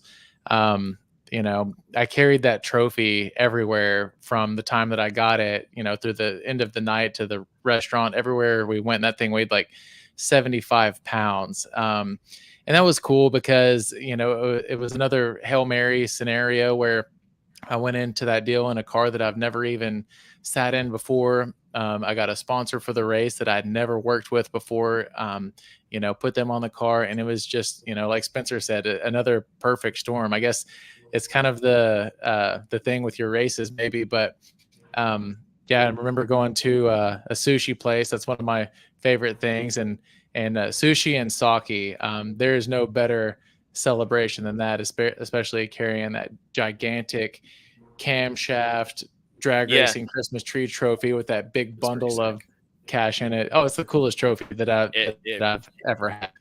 I actually think everything we've done since then has missed the mark, to be honest. Like, that one was so iconic. We've got work to do. I'm bringing back belts. I've decided I'm bringing back championship belts moving forward. And I'm actually going to get them made for past winners because I just want to treat our deals like prize fights more. You know, like, sporting event is great, but I want the feeling to be prize fight. Like, and I think that we've kind of got to play that part. Like, if we put the pieces in place and lean into that, like, yeah, of course we're drag racing and this is competitive and all those things, but like, we're fighting tonight. Like, that's what this is. It's a gunfight. Jim, the reason I brought up the winner circle or the race win party thing was because, as you mentioned earlier, like, you've done motivational speaking and you've spoken to a lot of young people, but don't you agree that that's something that a lot of us that are kind of driven individuals or come up with a blue collar background, we oftentimes forget to celebrate the victories? Like, you don't maybe because we all will waller in bad times, right? But when something good happens, we seem to want to get it over with as quick as possible. Hey, and what's really different about our side of the fence, and Alex, you're going to get to see it. And if you're on there, I know some of them are on here watching live and they're in the chat right now. What's really different about what we do is, if you go on there and you celebrate your win, okay, then the haters jump out of the woodwork and they're like, oh, it's just one. Every squirrel gets a nut every now and then, you know, and that's what you get. But that's what motivates me to do better. And like last year, I got my teeth kicked in every way possible. And we just had a bunch of dumb luck. And so having this win last weekend, we completely redid the car, the crew, you know, my guys take it just as hard as I do. If I lose, you know, they're beating themselves up. My wife, I mean, we're all invested in this deal. And so, you know, when you get the Monday morning quarterbacks, you know, if they see you post a winner circle photo, I swear to you, this gets said verbatim. You need to be more humble. Ryan Martin's more humble. When he wins, he doesn't post anything. And I'm like, what are you talking about? They post their winning stuff too. Like, we're all in this thing together, but they're so quick to judge, you know, I don't even know what to say. You know what I'm saying? They're just so quick to judge. You can't celebrate anymore without being arrogant. Yeah. Do you think that that's like the double-edged sword that you guys have experienced the most? Because it's kind of one of the things that I think it's easy to want. Like, I think on the outside looking in, and I've said this many times and I take some shit for it, but I think anybody that has been hateful towards the No Prep Kings movement it's rooted in jealousy. Like, no matter, I don't care who you are or what level you race at, if you've got a cross thing to say about that deal, I'm sure meaningful arguments can be made. You don't like the style of racing, you don't like no prep, whatever, that's fine. But if you really are giving it a hard time or having some crazy strong opinion, it's probably rooted in jealousy because of the fanfare that has surrounded this deal since day one. I mean, it's incredible. When we see the fan turnout, everybody hears about all the merch sales. You hear all these things that are happening in the No Prep Kings community. And, you know, the PDRA, that it's headed that direction. And I think that opportunity is there in the future. And I'm excited for them because it seems like they've stood the test of time and there's bright days ahead for them. But don't you think, is that the toughest part of having that kind of what we call commercial success? Alex, I mean, Spencer, you've even dealt with it now, like as one of those guys that are constantly promoted and in all the ads and in that type of thing. Jim, you've dealt with a ton of it. Just you have success and you say something, you're a bad guy. You don't say anything, you're not a promoter. I mean, we had comments in here like, we need guys to talk more shit. Well, it's like they're damned if they do and damned if they don't. Do you just got to roll with it, or what's your take? Rise above? I'm done with it. And that's what I'm saying. I'm just done with what they think. I posted a picture on my Facebook page Sunday of a great big giant industrial roots blower. The thing's like 11 feet tall. And there's 3 technicians working on it. And it said Proline Racing working on Ryan's next supercharger. Okay. And immediately, the haters just jumped out there. You know, you need to be more humble. You won one race. You only beat him once. And I'm like, man, what happened to being able to have some rivalry amongst caps? Like what? Like, it's not personal. Like, I guarantee you Ryan didn't see it and got butthurt. Like, I'm sure he got a chuckle out of it the same as I would. And like, we need to be able to build each other up, but have some fun.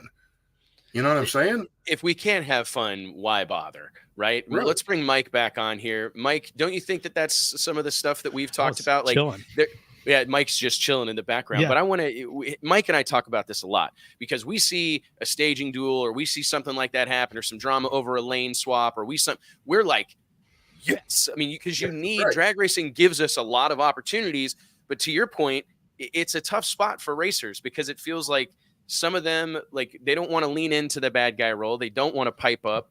But you look back, like Mike's old man, Charles, he would say what he thinks. He raced with Ricky Smith. He raced with all those Roy Hill, all those guys that were notorious for saying whatever came to mind. Don't you think that that's the thing that I feel the magic of the No Prep Kings is that you guys are given the opportunity to really wear your heart on your shirt sleeve. It's encouraged. I think there are people that think that it's entirely scripted, and it's not. It's just a story that's playing out like how they so normally do. Well, it's serious presented too. Accurately. I mean, it's taken so seriously. That's why it's taken seriously by the racers, but also the fans, and that's why you get that heat when you post a winner circle pick or whatever. It's because the stakes are high, and I think that just kind of proves that. It kind of proves your point, and I think that every series needs more of that. I think we're starting to see more of that in PDRA. I think people like Spencer are bringing more of that personality and more of that energy. It's almost like there's been a little bit of a movement.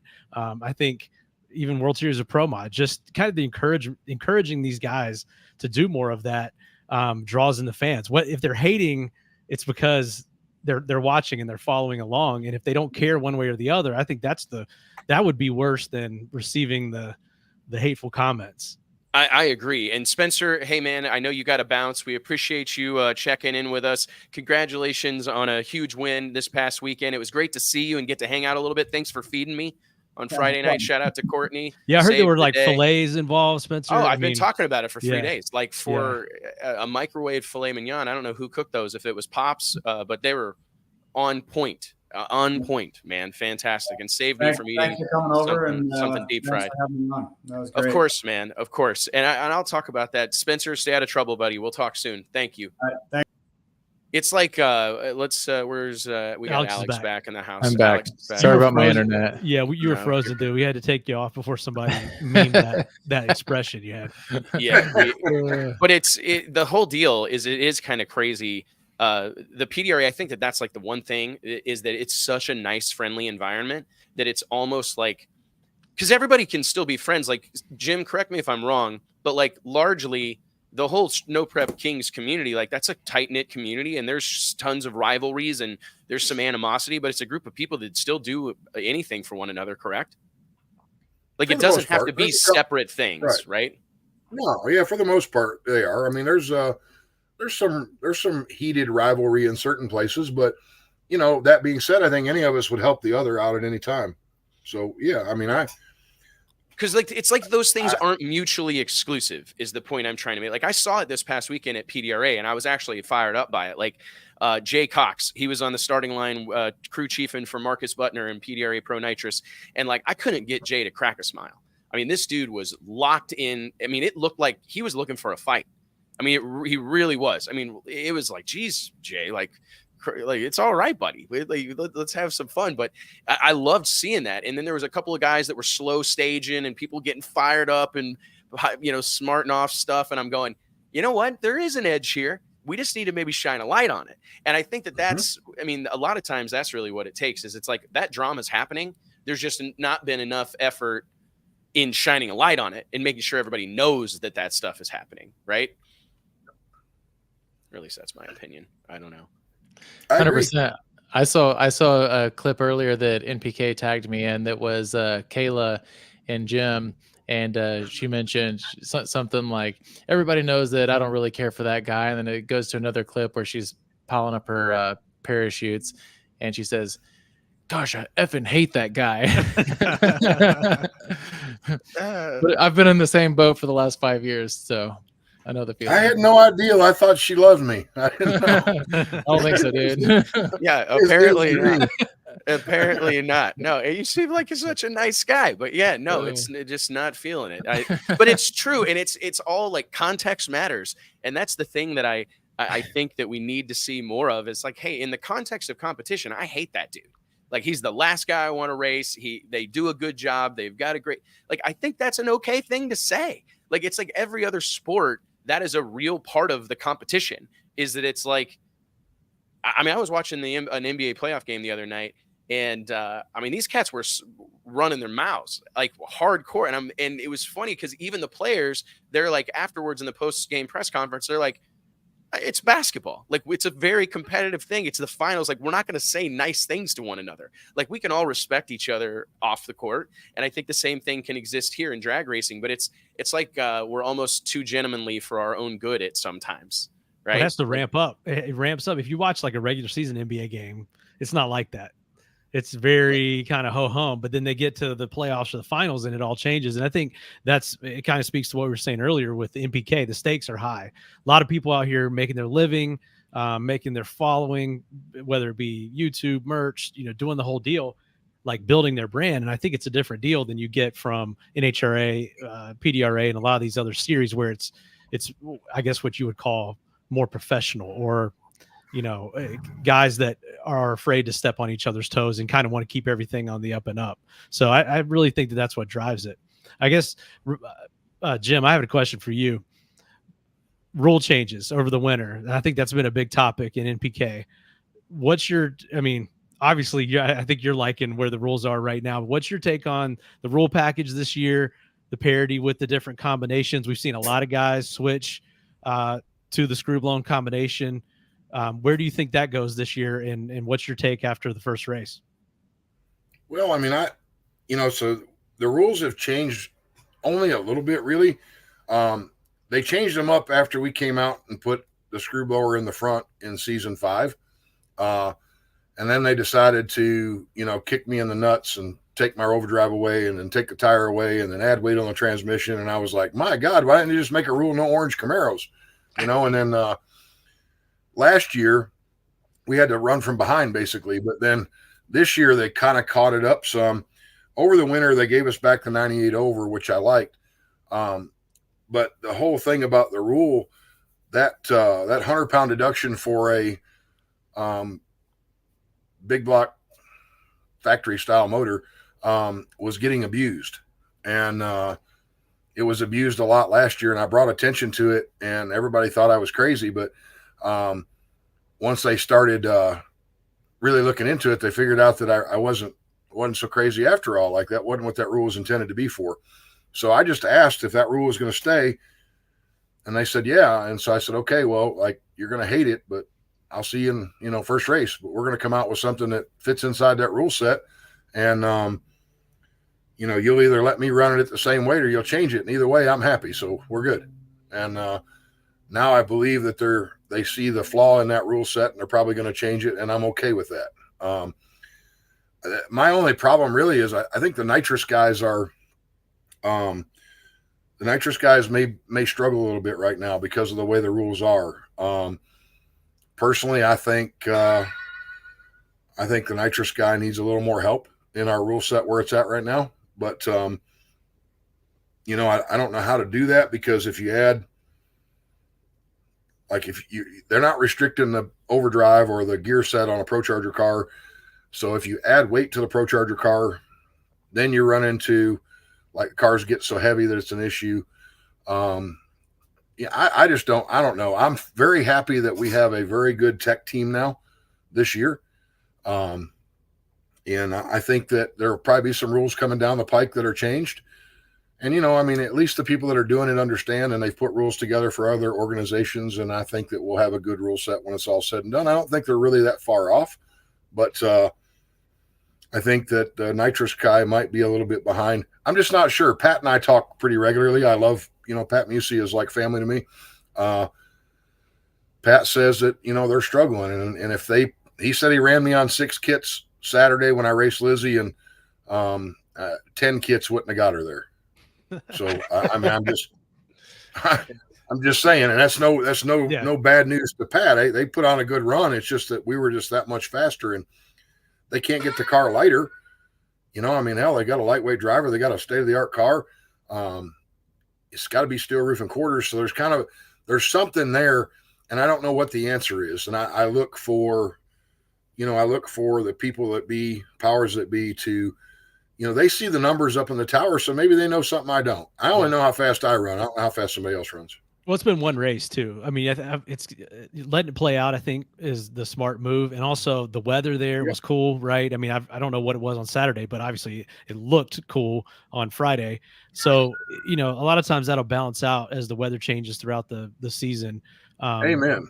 Yeah. So, you've got that kind of working in your favor, but that's what we face too with World Series of Pro Mod is at what point do you start looking at the weight of these cars, the weight of the boosted combinations, and say we've got these cars too heavy. But a lot of times it's all you can do. So hopefully it like you said, they've got a good tech team over there now with John Sears and his crew.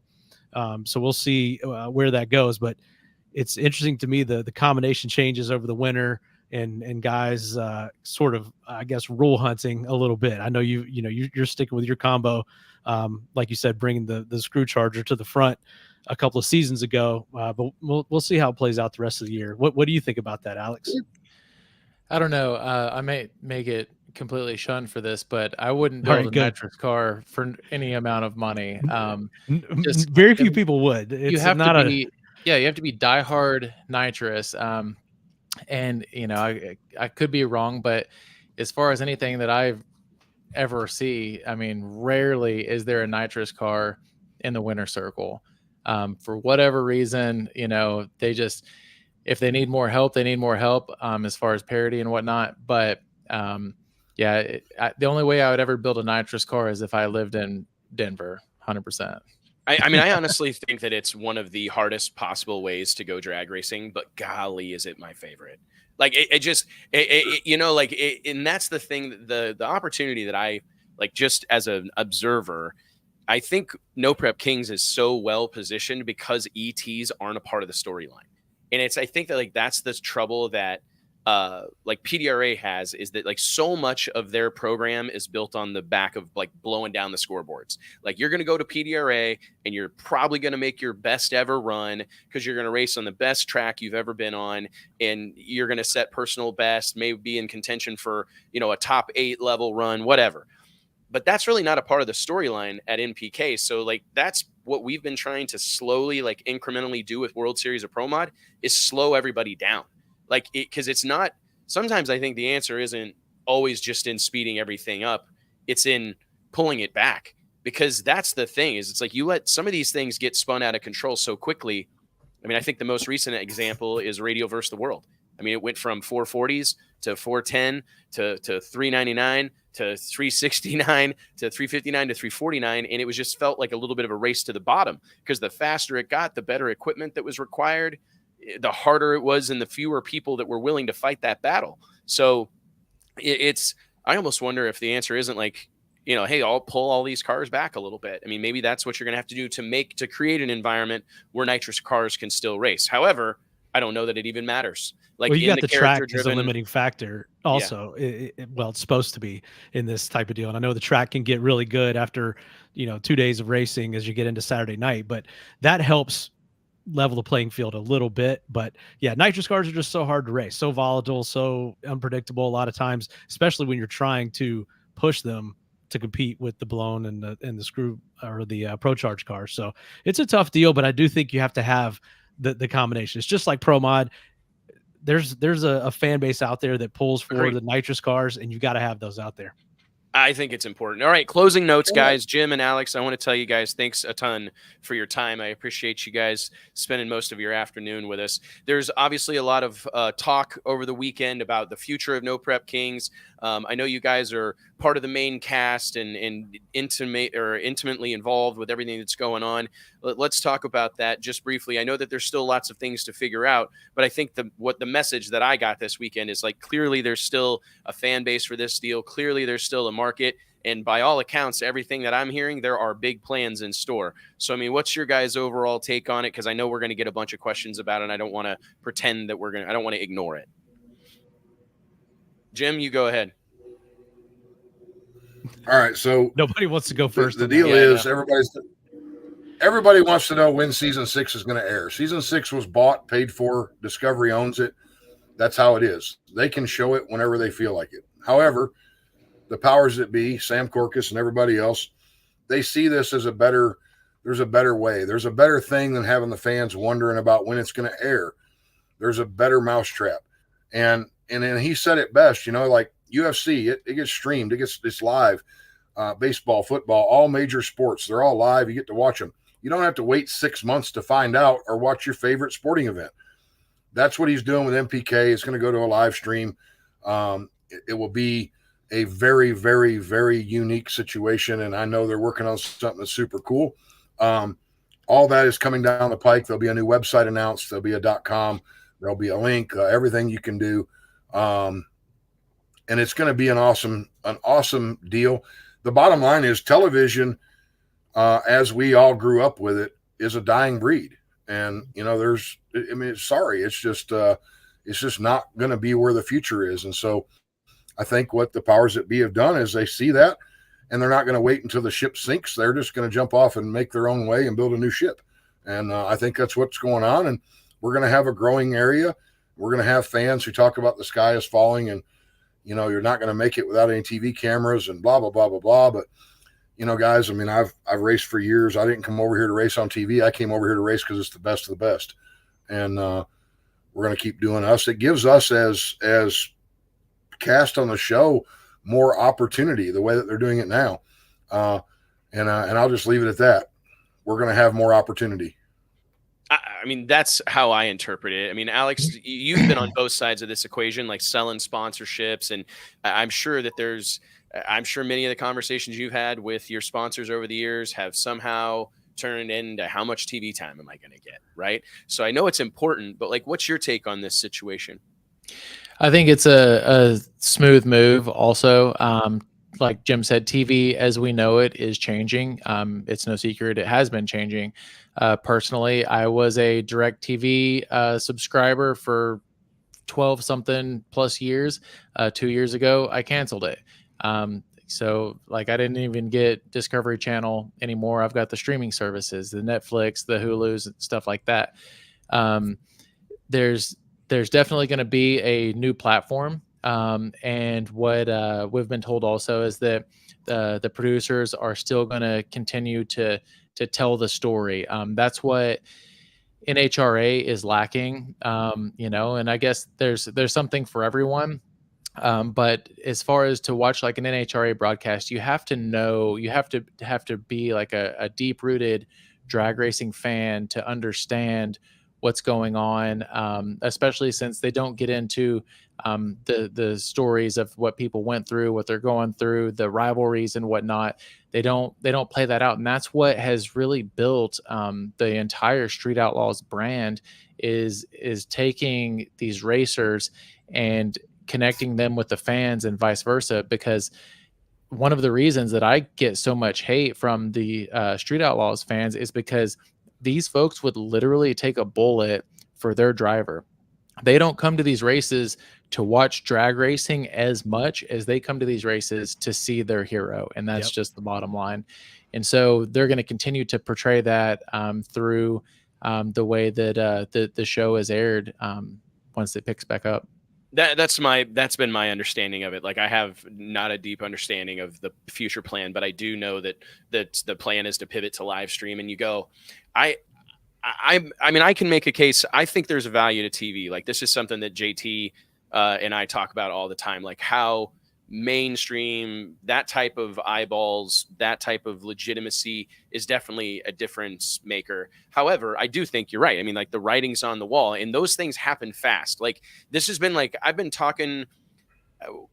Danny Rowe had one of my earliest business mentors had a best friend from California that was somehow part of a cable television conglomerate. And I remember we were in St. Louis. I had just turned 30. I think it was my 30th birthday. So that'd been 10 years ago.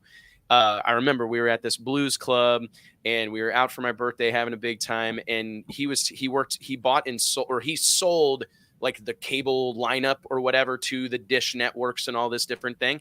And he told me, he's this industry is in, it's we are staring down the barrel of a gun.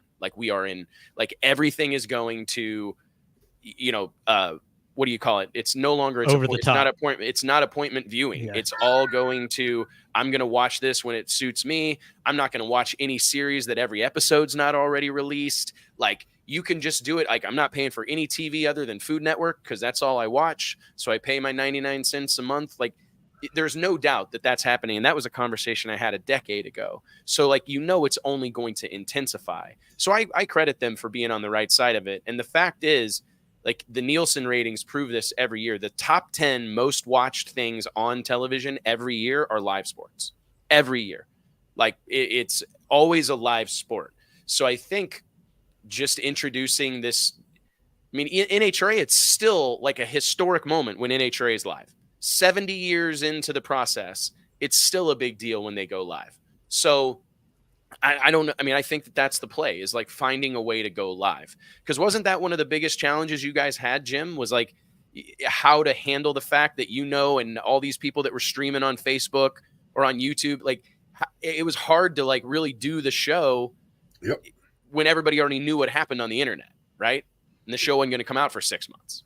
Yeah, and then you have people who don't realize that it was 6 months ago. Like, it'd be like, "Hey, man, sorry to hear what happened to you last week." And what happened? Like, and so they didn't understand. And so it's just going to make it better all the way around. And I think that it's going to catch some stuff that there's going to be less creative editing, which means that there's going to be more real for sure. And, I'm human. You're human. We're all human. And this live deal, there's not going to be any, "Hey, don't air that." Yeah. That's a fact. Like, that's a good point. It's a good point. I'm excited for it, man. Well, hey, Jim, Alex, thank you guys. I appreciate you so much. Congrats on a hell of a start to the season. I'm excited for you guys to get to Jim's already in the freaking trailer. Alex, you got to probably, you're getting ready to roll out. You guys headed to Virginia today, tomorrow, or what? I'm going to Charlotte, but you're going to Charlotte. Jim's already there. You're already there? I'm here. I'm on the grounds. I want to give a shout out to the man that made it possible. Shout out to my boy Brandon Pesz and the whole family for the Pesz family. We have put something together that I think is going to be awesome, and I can't thank that family enough. Our families have really meshed together, and that entire family. Brandon was a hero of mine, and definitely a hero. I watched him race. Can't say enough. And now to be, involved with them, and they're part of my program now. And what we're doing over here is a big deal. And then, of course, he was over there helping Alex, and Alex has got some big stuff coming too. And that's going to be awesome. So PJS to the front, and I appreciate you guys so much for having us on. Oh no, man! It's you know what? Brandon's been a hero of mine. I tell people this story all the time. I saw Brandon race for the first time in 2006, back when he had that purple and white 4th gen Camaro with a nitrous motor in it, and it was at Kennedale.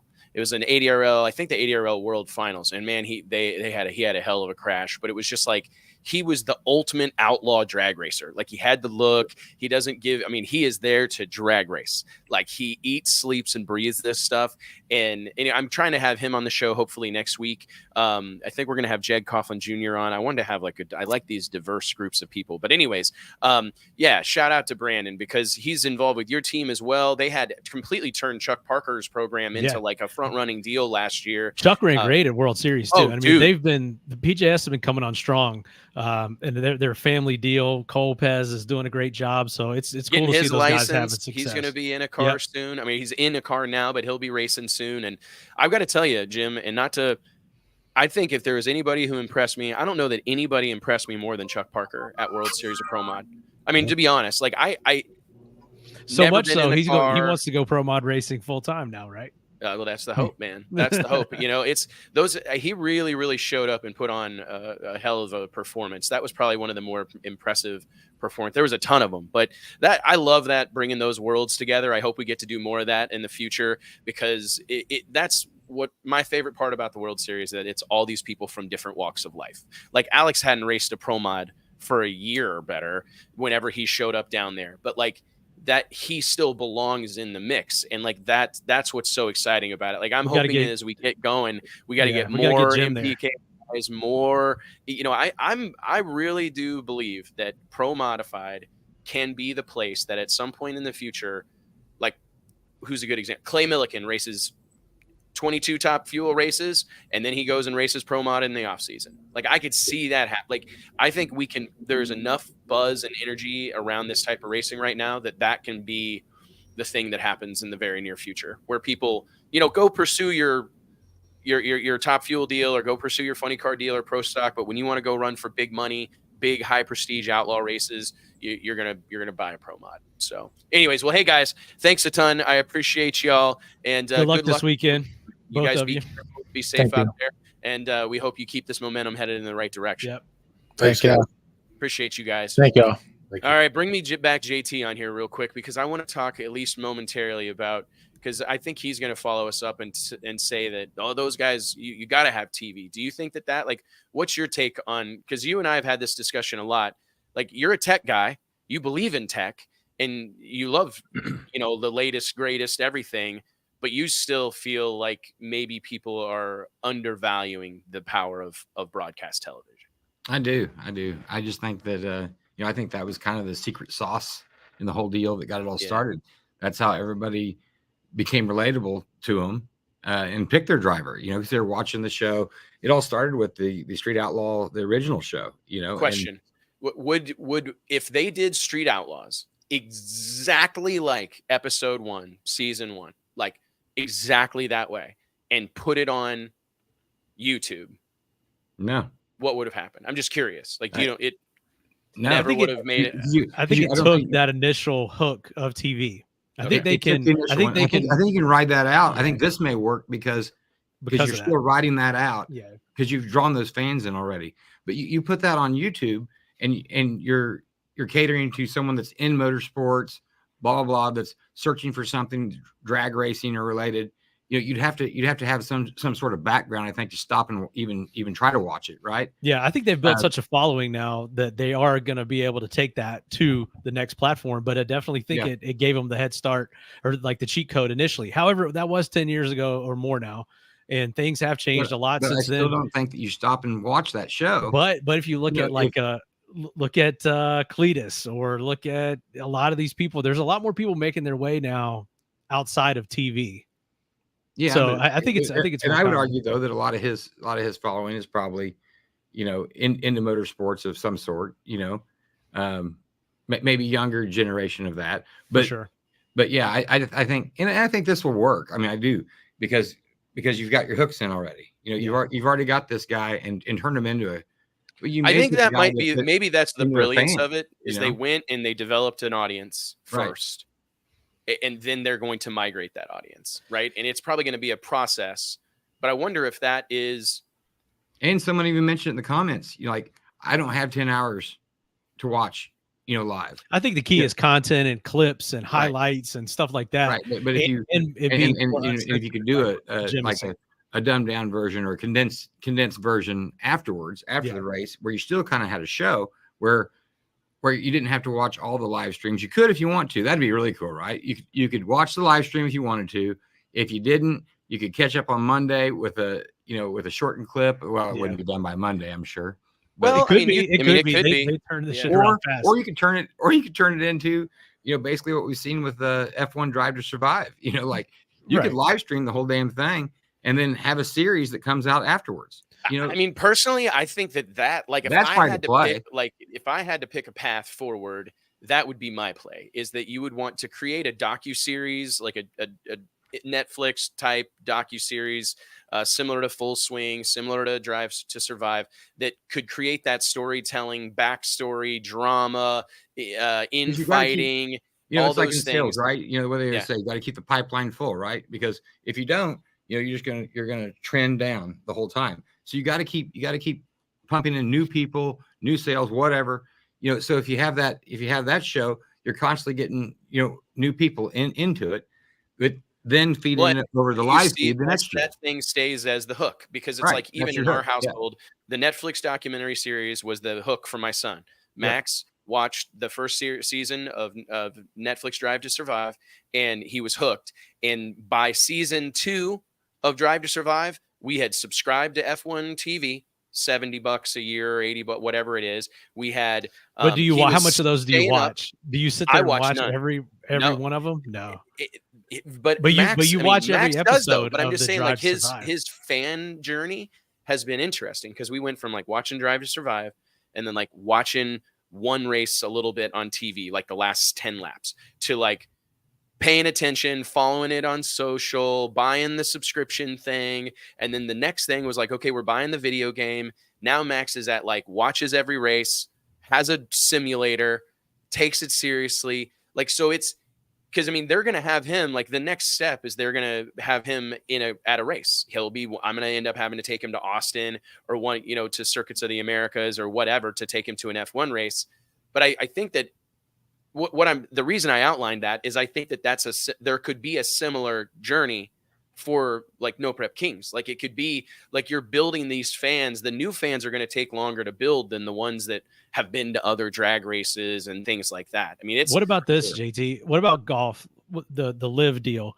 Are they on TV at all, or are they just on streaming or on their own platform? They had a CW deal, and then their app is really good too. So I mean, but they have their own app. But they're doing mainly their own thing. But they're using the fact that a lot of these PGA stars have come over there as the jumping off point, really, to kind of keep that going. But I noticed also, and I haven't watched it yet, but I was scrolling through Netflix the other night, and golf has like a Drive to Survive now, don't they? Full swing. Yeah, and it was really popular. I mean, and it was really good. That's where I was first introduced to the Phoenix. Like, I want to go to the Waste Management Open, soon. Oh, is that how recent is that? I thought it just came out. No, it's been out for like second season. Yeah, it's a new season that just came out. Mm-hmm. Okay. Yeah, it was like served up to me, and I was like, okay, now golf. First, it was F1. They have the F1 Drive to Survive. They have a Breaking Point, which is with tennis, right? They have a Full Swing with. I didn't know about the tennis one. And then Prime has one with a PBR with the what's it called? Well, Netflix has the NASCAR one now. Yeah, and they have the NASCAR one as well. And see, it hasn't hooked me the way I thought it was. Only like a few episodes. I don't know what 5 episodes. What that rodeo one is. Is it The Ride or something like that? It's on Prime. It's really good. You have to watch it. You've been telling me to watch it for like a year. But football's had. But it's back to Hard teams. Knocks we were talking about teams and kind of just going. What do you think was the mindset behind putting the Cowboys into teams could probably work in drag? I mean, I know they tried it a little bit on Street Outlaws, but what it is like if you get hurt, wreck your car. I mean, it's kind of the same, right? If you get hurt or wreck your car or whatever, you're still on that team. You move back to an alternate or whatever. You sign a contract just like you're signing with the Chiefs or the Panthers or some major league team. So you're still getting Panthers aren't a major league team. That's true. They got demoted. Okay, well then you go back to the minor clubs. You go back to the Panthers, and then then when you're healthy again, you get called back up to the Chiefs. Well, all right. So it is just kind of here's my takeaway. Rapid fire is that it's funny. The pieces seem to be the same. The recipe seems to be the same. I think the deployment of those ingredients is oftentimes different, right? Like I think like the No Prep Kings gives us the example of like creating a show first that has become quickly a league, like a sports league, right? UFC had a league for a long, long time and then used the reality show as a propulsion mechanism to get them into to the mainstream. Which was a great show. But NFL was like Mike was saying, they were on the scene long ago, and with Hard Knocks, and how much has that helped them get a hook in the wives and get a hook in the casual fans by showing that behind the scenes drama? I think it's more now because they're doing it like mid-season. I think they're going to do more even this year, JT, on Hard Knocks. You had the Amazon Prime deal that went behind the scenes. Then you got like the quarterback deal. I think they're going to do wide receiver now or something like that. And then like the Chiefs had their own.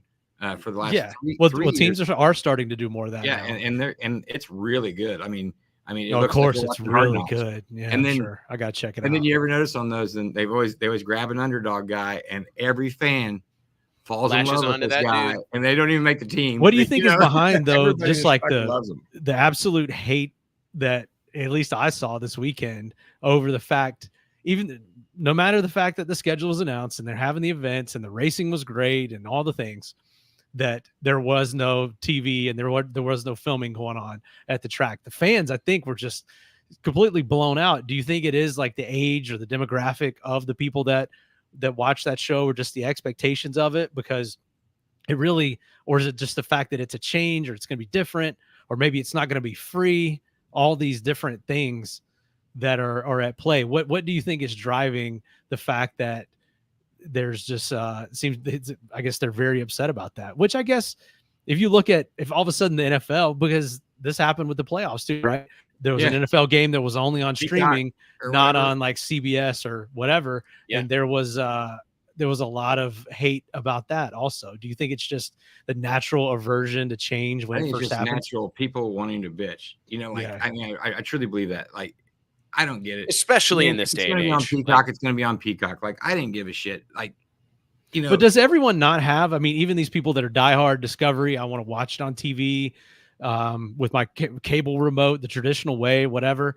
Do they not have Netflix and Hulu? They have to have some. There's a good portion that don't, or they're watching a lot of YouTube on their phones, maybe more than they realize. It's a good opportunity to get out of your house and go down to the local tavern or whatever, and watch it with a group of friends. Somebody. I think it's a good opportunity to cut the cord, like what Alex was saying. Like if more of your stuff moves to these other platforms and it gives you more control and choice, and maybe you can do more with it. Try to do that essentially with Yellowstone by making it air on Paramount Plus. They made people. Yeah, they do that a lot, and then they put it over on the. Made you switch to their streaming platform because it was like. Which I've cut the cord. I don't know, 2 or 3 years ago, and I was diehard on that. Because your DVR and stuff. But then I got a YouTube TV, and it has built-in DVR with YouTube TV is badass. But it's still traditional. The guide and everything is still pretty nice, So. But I mean, to me, like the YouTube audience, like, I don't know if you guys remember a couple of weeks ago, I can't remember if we were talking about this with Clay Milliken in the green room before the show or after. We were cutting up talking about television numbers, and he was talking about the numbers that his YouTube channel gets, which is still like a growing, somewhat in its infancy YouTube channel.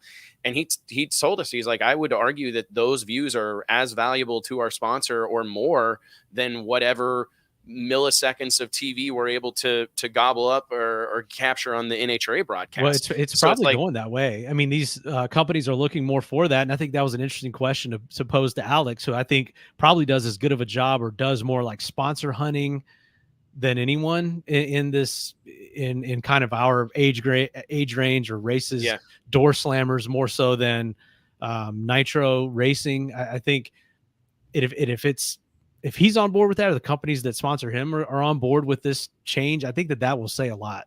I think it'll be interesting to watch Alex or maybe even have conversations with him about what are these companies looking for? What are they coming to you, or what are you putting in your deck when you're going to them? I think a lot of that, it's not as simple as, well, TV is always going to be number one. There's so much at play. There is. I mean, and it's an exciting thing, really, because I think that there's a lot of different avenues for these things to go down, or to a lot of different ways they could play out. But it all seems like really positive. Like it's a fantastic thing that I think NHRA's TV numbers are better than they've ever been, or at least in that range of being like very positive. But it's also great to have these streaming platforms like new and established, doing well. It's a cool thing. I mean, and it's like, for me, I can't help but go back to like the early days of Drag Illustrated when, if you wanted to see Frankie Taylor race, there wasn't a magazine, there wasn't a website, there wasn't a YouTube channel. You had to go to Kennedale on a Saturday night in Texas, right? If you wanted to see Todd Tutterow in the flesh, you were going to Piedmont, North Carolina on Thursday nights to Big Dog, because there was no other way to see him and to see those guys race. And to think about how lucky we are now, like literally pull up flowracing.com. I can watch radials. I can watch every event. I mean, it's such a cheat code to this whole game, because it's like, honestly, I can probably cover more racing. Like, if I'm watching racing over the weekend, to like cover it, like to think about it and to weave the storylines and the things into what we do with the magazine and the podcast and everything else we've got going on. It's like, I'm more effective at home, because I can like watch a bunch of different things and rewind it and watch it again and all that stuff. You can do a better job than if you go. I mean, in some cases, I mean, there's nothing like being at a live event, obviously, goes without saying, but that's true. It's different, but yeah, it's the same way with most sports, really. I mean, there's a lot you miss when you're at the live event, but there's a lot of things you see at the live event that you never would see at home. So, I mean, it's kind of a trade-off. Two different experiences, totally. Yeah. And I mean, I think that you've got people, and really probably the realization that some of these other organizations or these other sports have had is just that the ultimate end product isn't the only thing that's important. Like, because some of those, like, I'm sure there are millions upon millions of television viewers that just don't do live events, right? Especially like post-COVID or whatever. Like, I'm sure there are people that just, I mean, I know people in my own family that have never been like to a live event, right? You know what I mean? Have never been to a big concert. I took my stepdad for the first time. He's 70, what is he? 75, 77, to a live event. First live event he's ever been to. You know, like what kind of any kind? Took him to a hockey game, and he cried during the national anthem. Wow. Yeah. That's my point. I mean, and it's like, it was awesome. Butch got to go to a Blues game, but it's like crazy that he's gotten so into hockey. Me too. But anyways, did he get into hockey because you took him to that, or vice versa? No, he started watching hockey at home, and then I took him to one. He's always kind of hated sports, so. Yeah, it's kind of cool. It's pretty funny, but no, I mean but that's my point. Is it's like you've got to make compelling content. You know what, Jason Dukes, my business coach, he always tells me that treat it like an event, and you got to treat it all like an event, like it's an experience. Like the shows that kill it are the ones that are a experience. They drop on the same night, and you do the same little deal, and you and your wife have a ritual or what, you know what I mean? Like that they turn it into the other one to get home. You're not going to watch it without them. You listen to the podcast afterwards. It's about getting like soaked into all the other stuff, because it's really the appointment viewing thing. That's what you're talking about. That's going away. And I think that people are upset about that with the Discovery deal. But if that's going away, I think the other way to replace that is to just get involved in all the other things. Like we talk about apps, betting. That's a huge thing. Betting. Oh yeah, betting. Yeah, that'll have you. You watching every game. Gambling, where Mike's from. So now he's watching every gambler now. Yeah. I love it. No, it will. It does. Well, fantasy sports is like the initial hook, but now we've moved. Yeah. We've moved on to a bigger stakes. Like, yeah, that is literally gateway drug. Sorry for you, Mike. It's a gateway drug. It makes fantasy. Playing fantasy. I can't even play fantasy anymore. It makes it really suck. It's like lame. Like this is for kids. DraftKings lineup, that's gone. That's no. I don't even. I deleted it. All right, guys. Well, hey, I want to give a shout out to our sponsors of the show, Tommy Cunningham and the whole team at Stroud Safety in Oklahoma City. Support those that support us, the makers of 100% American-made safety equipment. Log on to StroudSafety.com today. Mark Beatty, the whole team down in Houston at Redline Synthetic Oils. Thank you for supporting us, guys. I wanted to spend some time talking about my experience at the PDRA race. I told you we'd get through two topics. I won't. I think we maybe did one. We got 3 minutes. No. I just briefly want to say a huge shout out to the PDRA, Tommy and Judy Franklin, Tyler, the whole gang there. Just an incredible group of people that I feel like it just reminds me of everything that I love about the sport of drag racing. Every time I go to a PDRA national event, I got to hang out with my friends, Victoria Beener and her folks, Darren. It's just the entire community at PDRA. There is nothing like that exists in drag racing, where the competition level is so high across the board.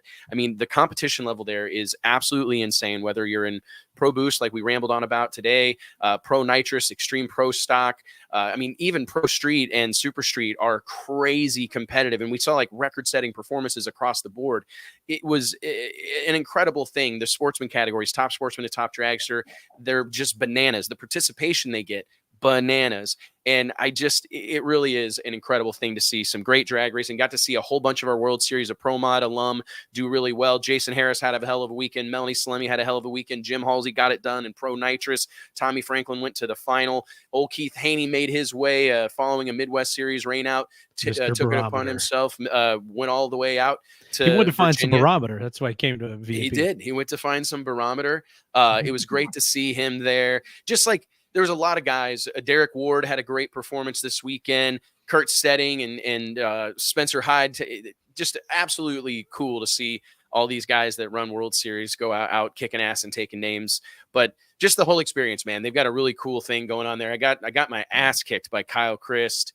on the practice tree. They've got a simulator set up, like 2 seats and a tree. And we held a makeshift. I missed you for this, Mike and JT. You guys would have loved this. We had a $20 buy-in practice tree shootout, chip draw, drew numbers out of a hat for pairings. And that does sound fun. You should have live streamed it.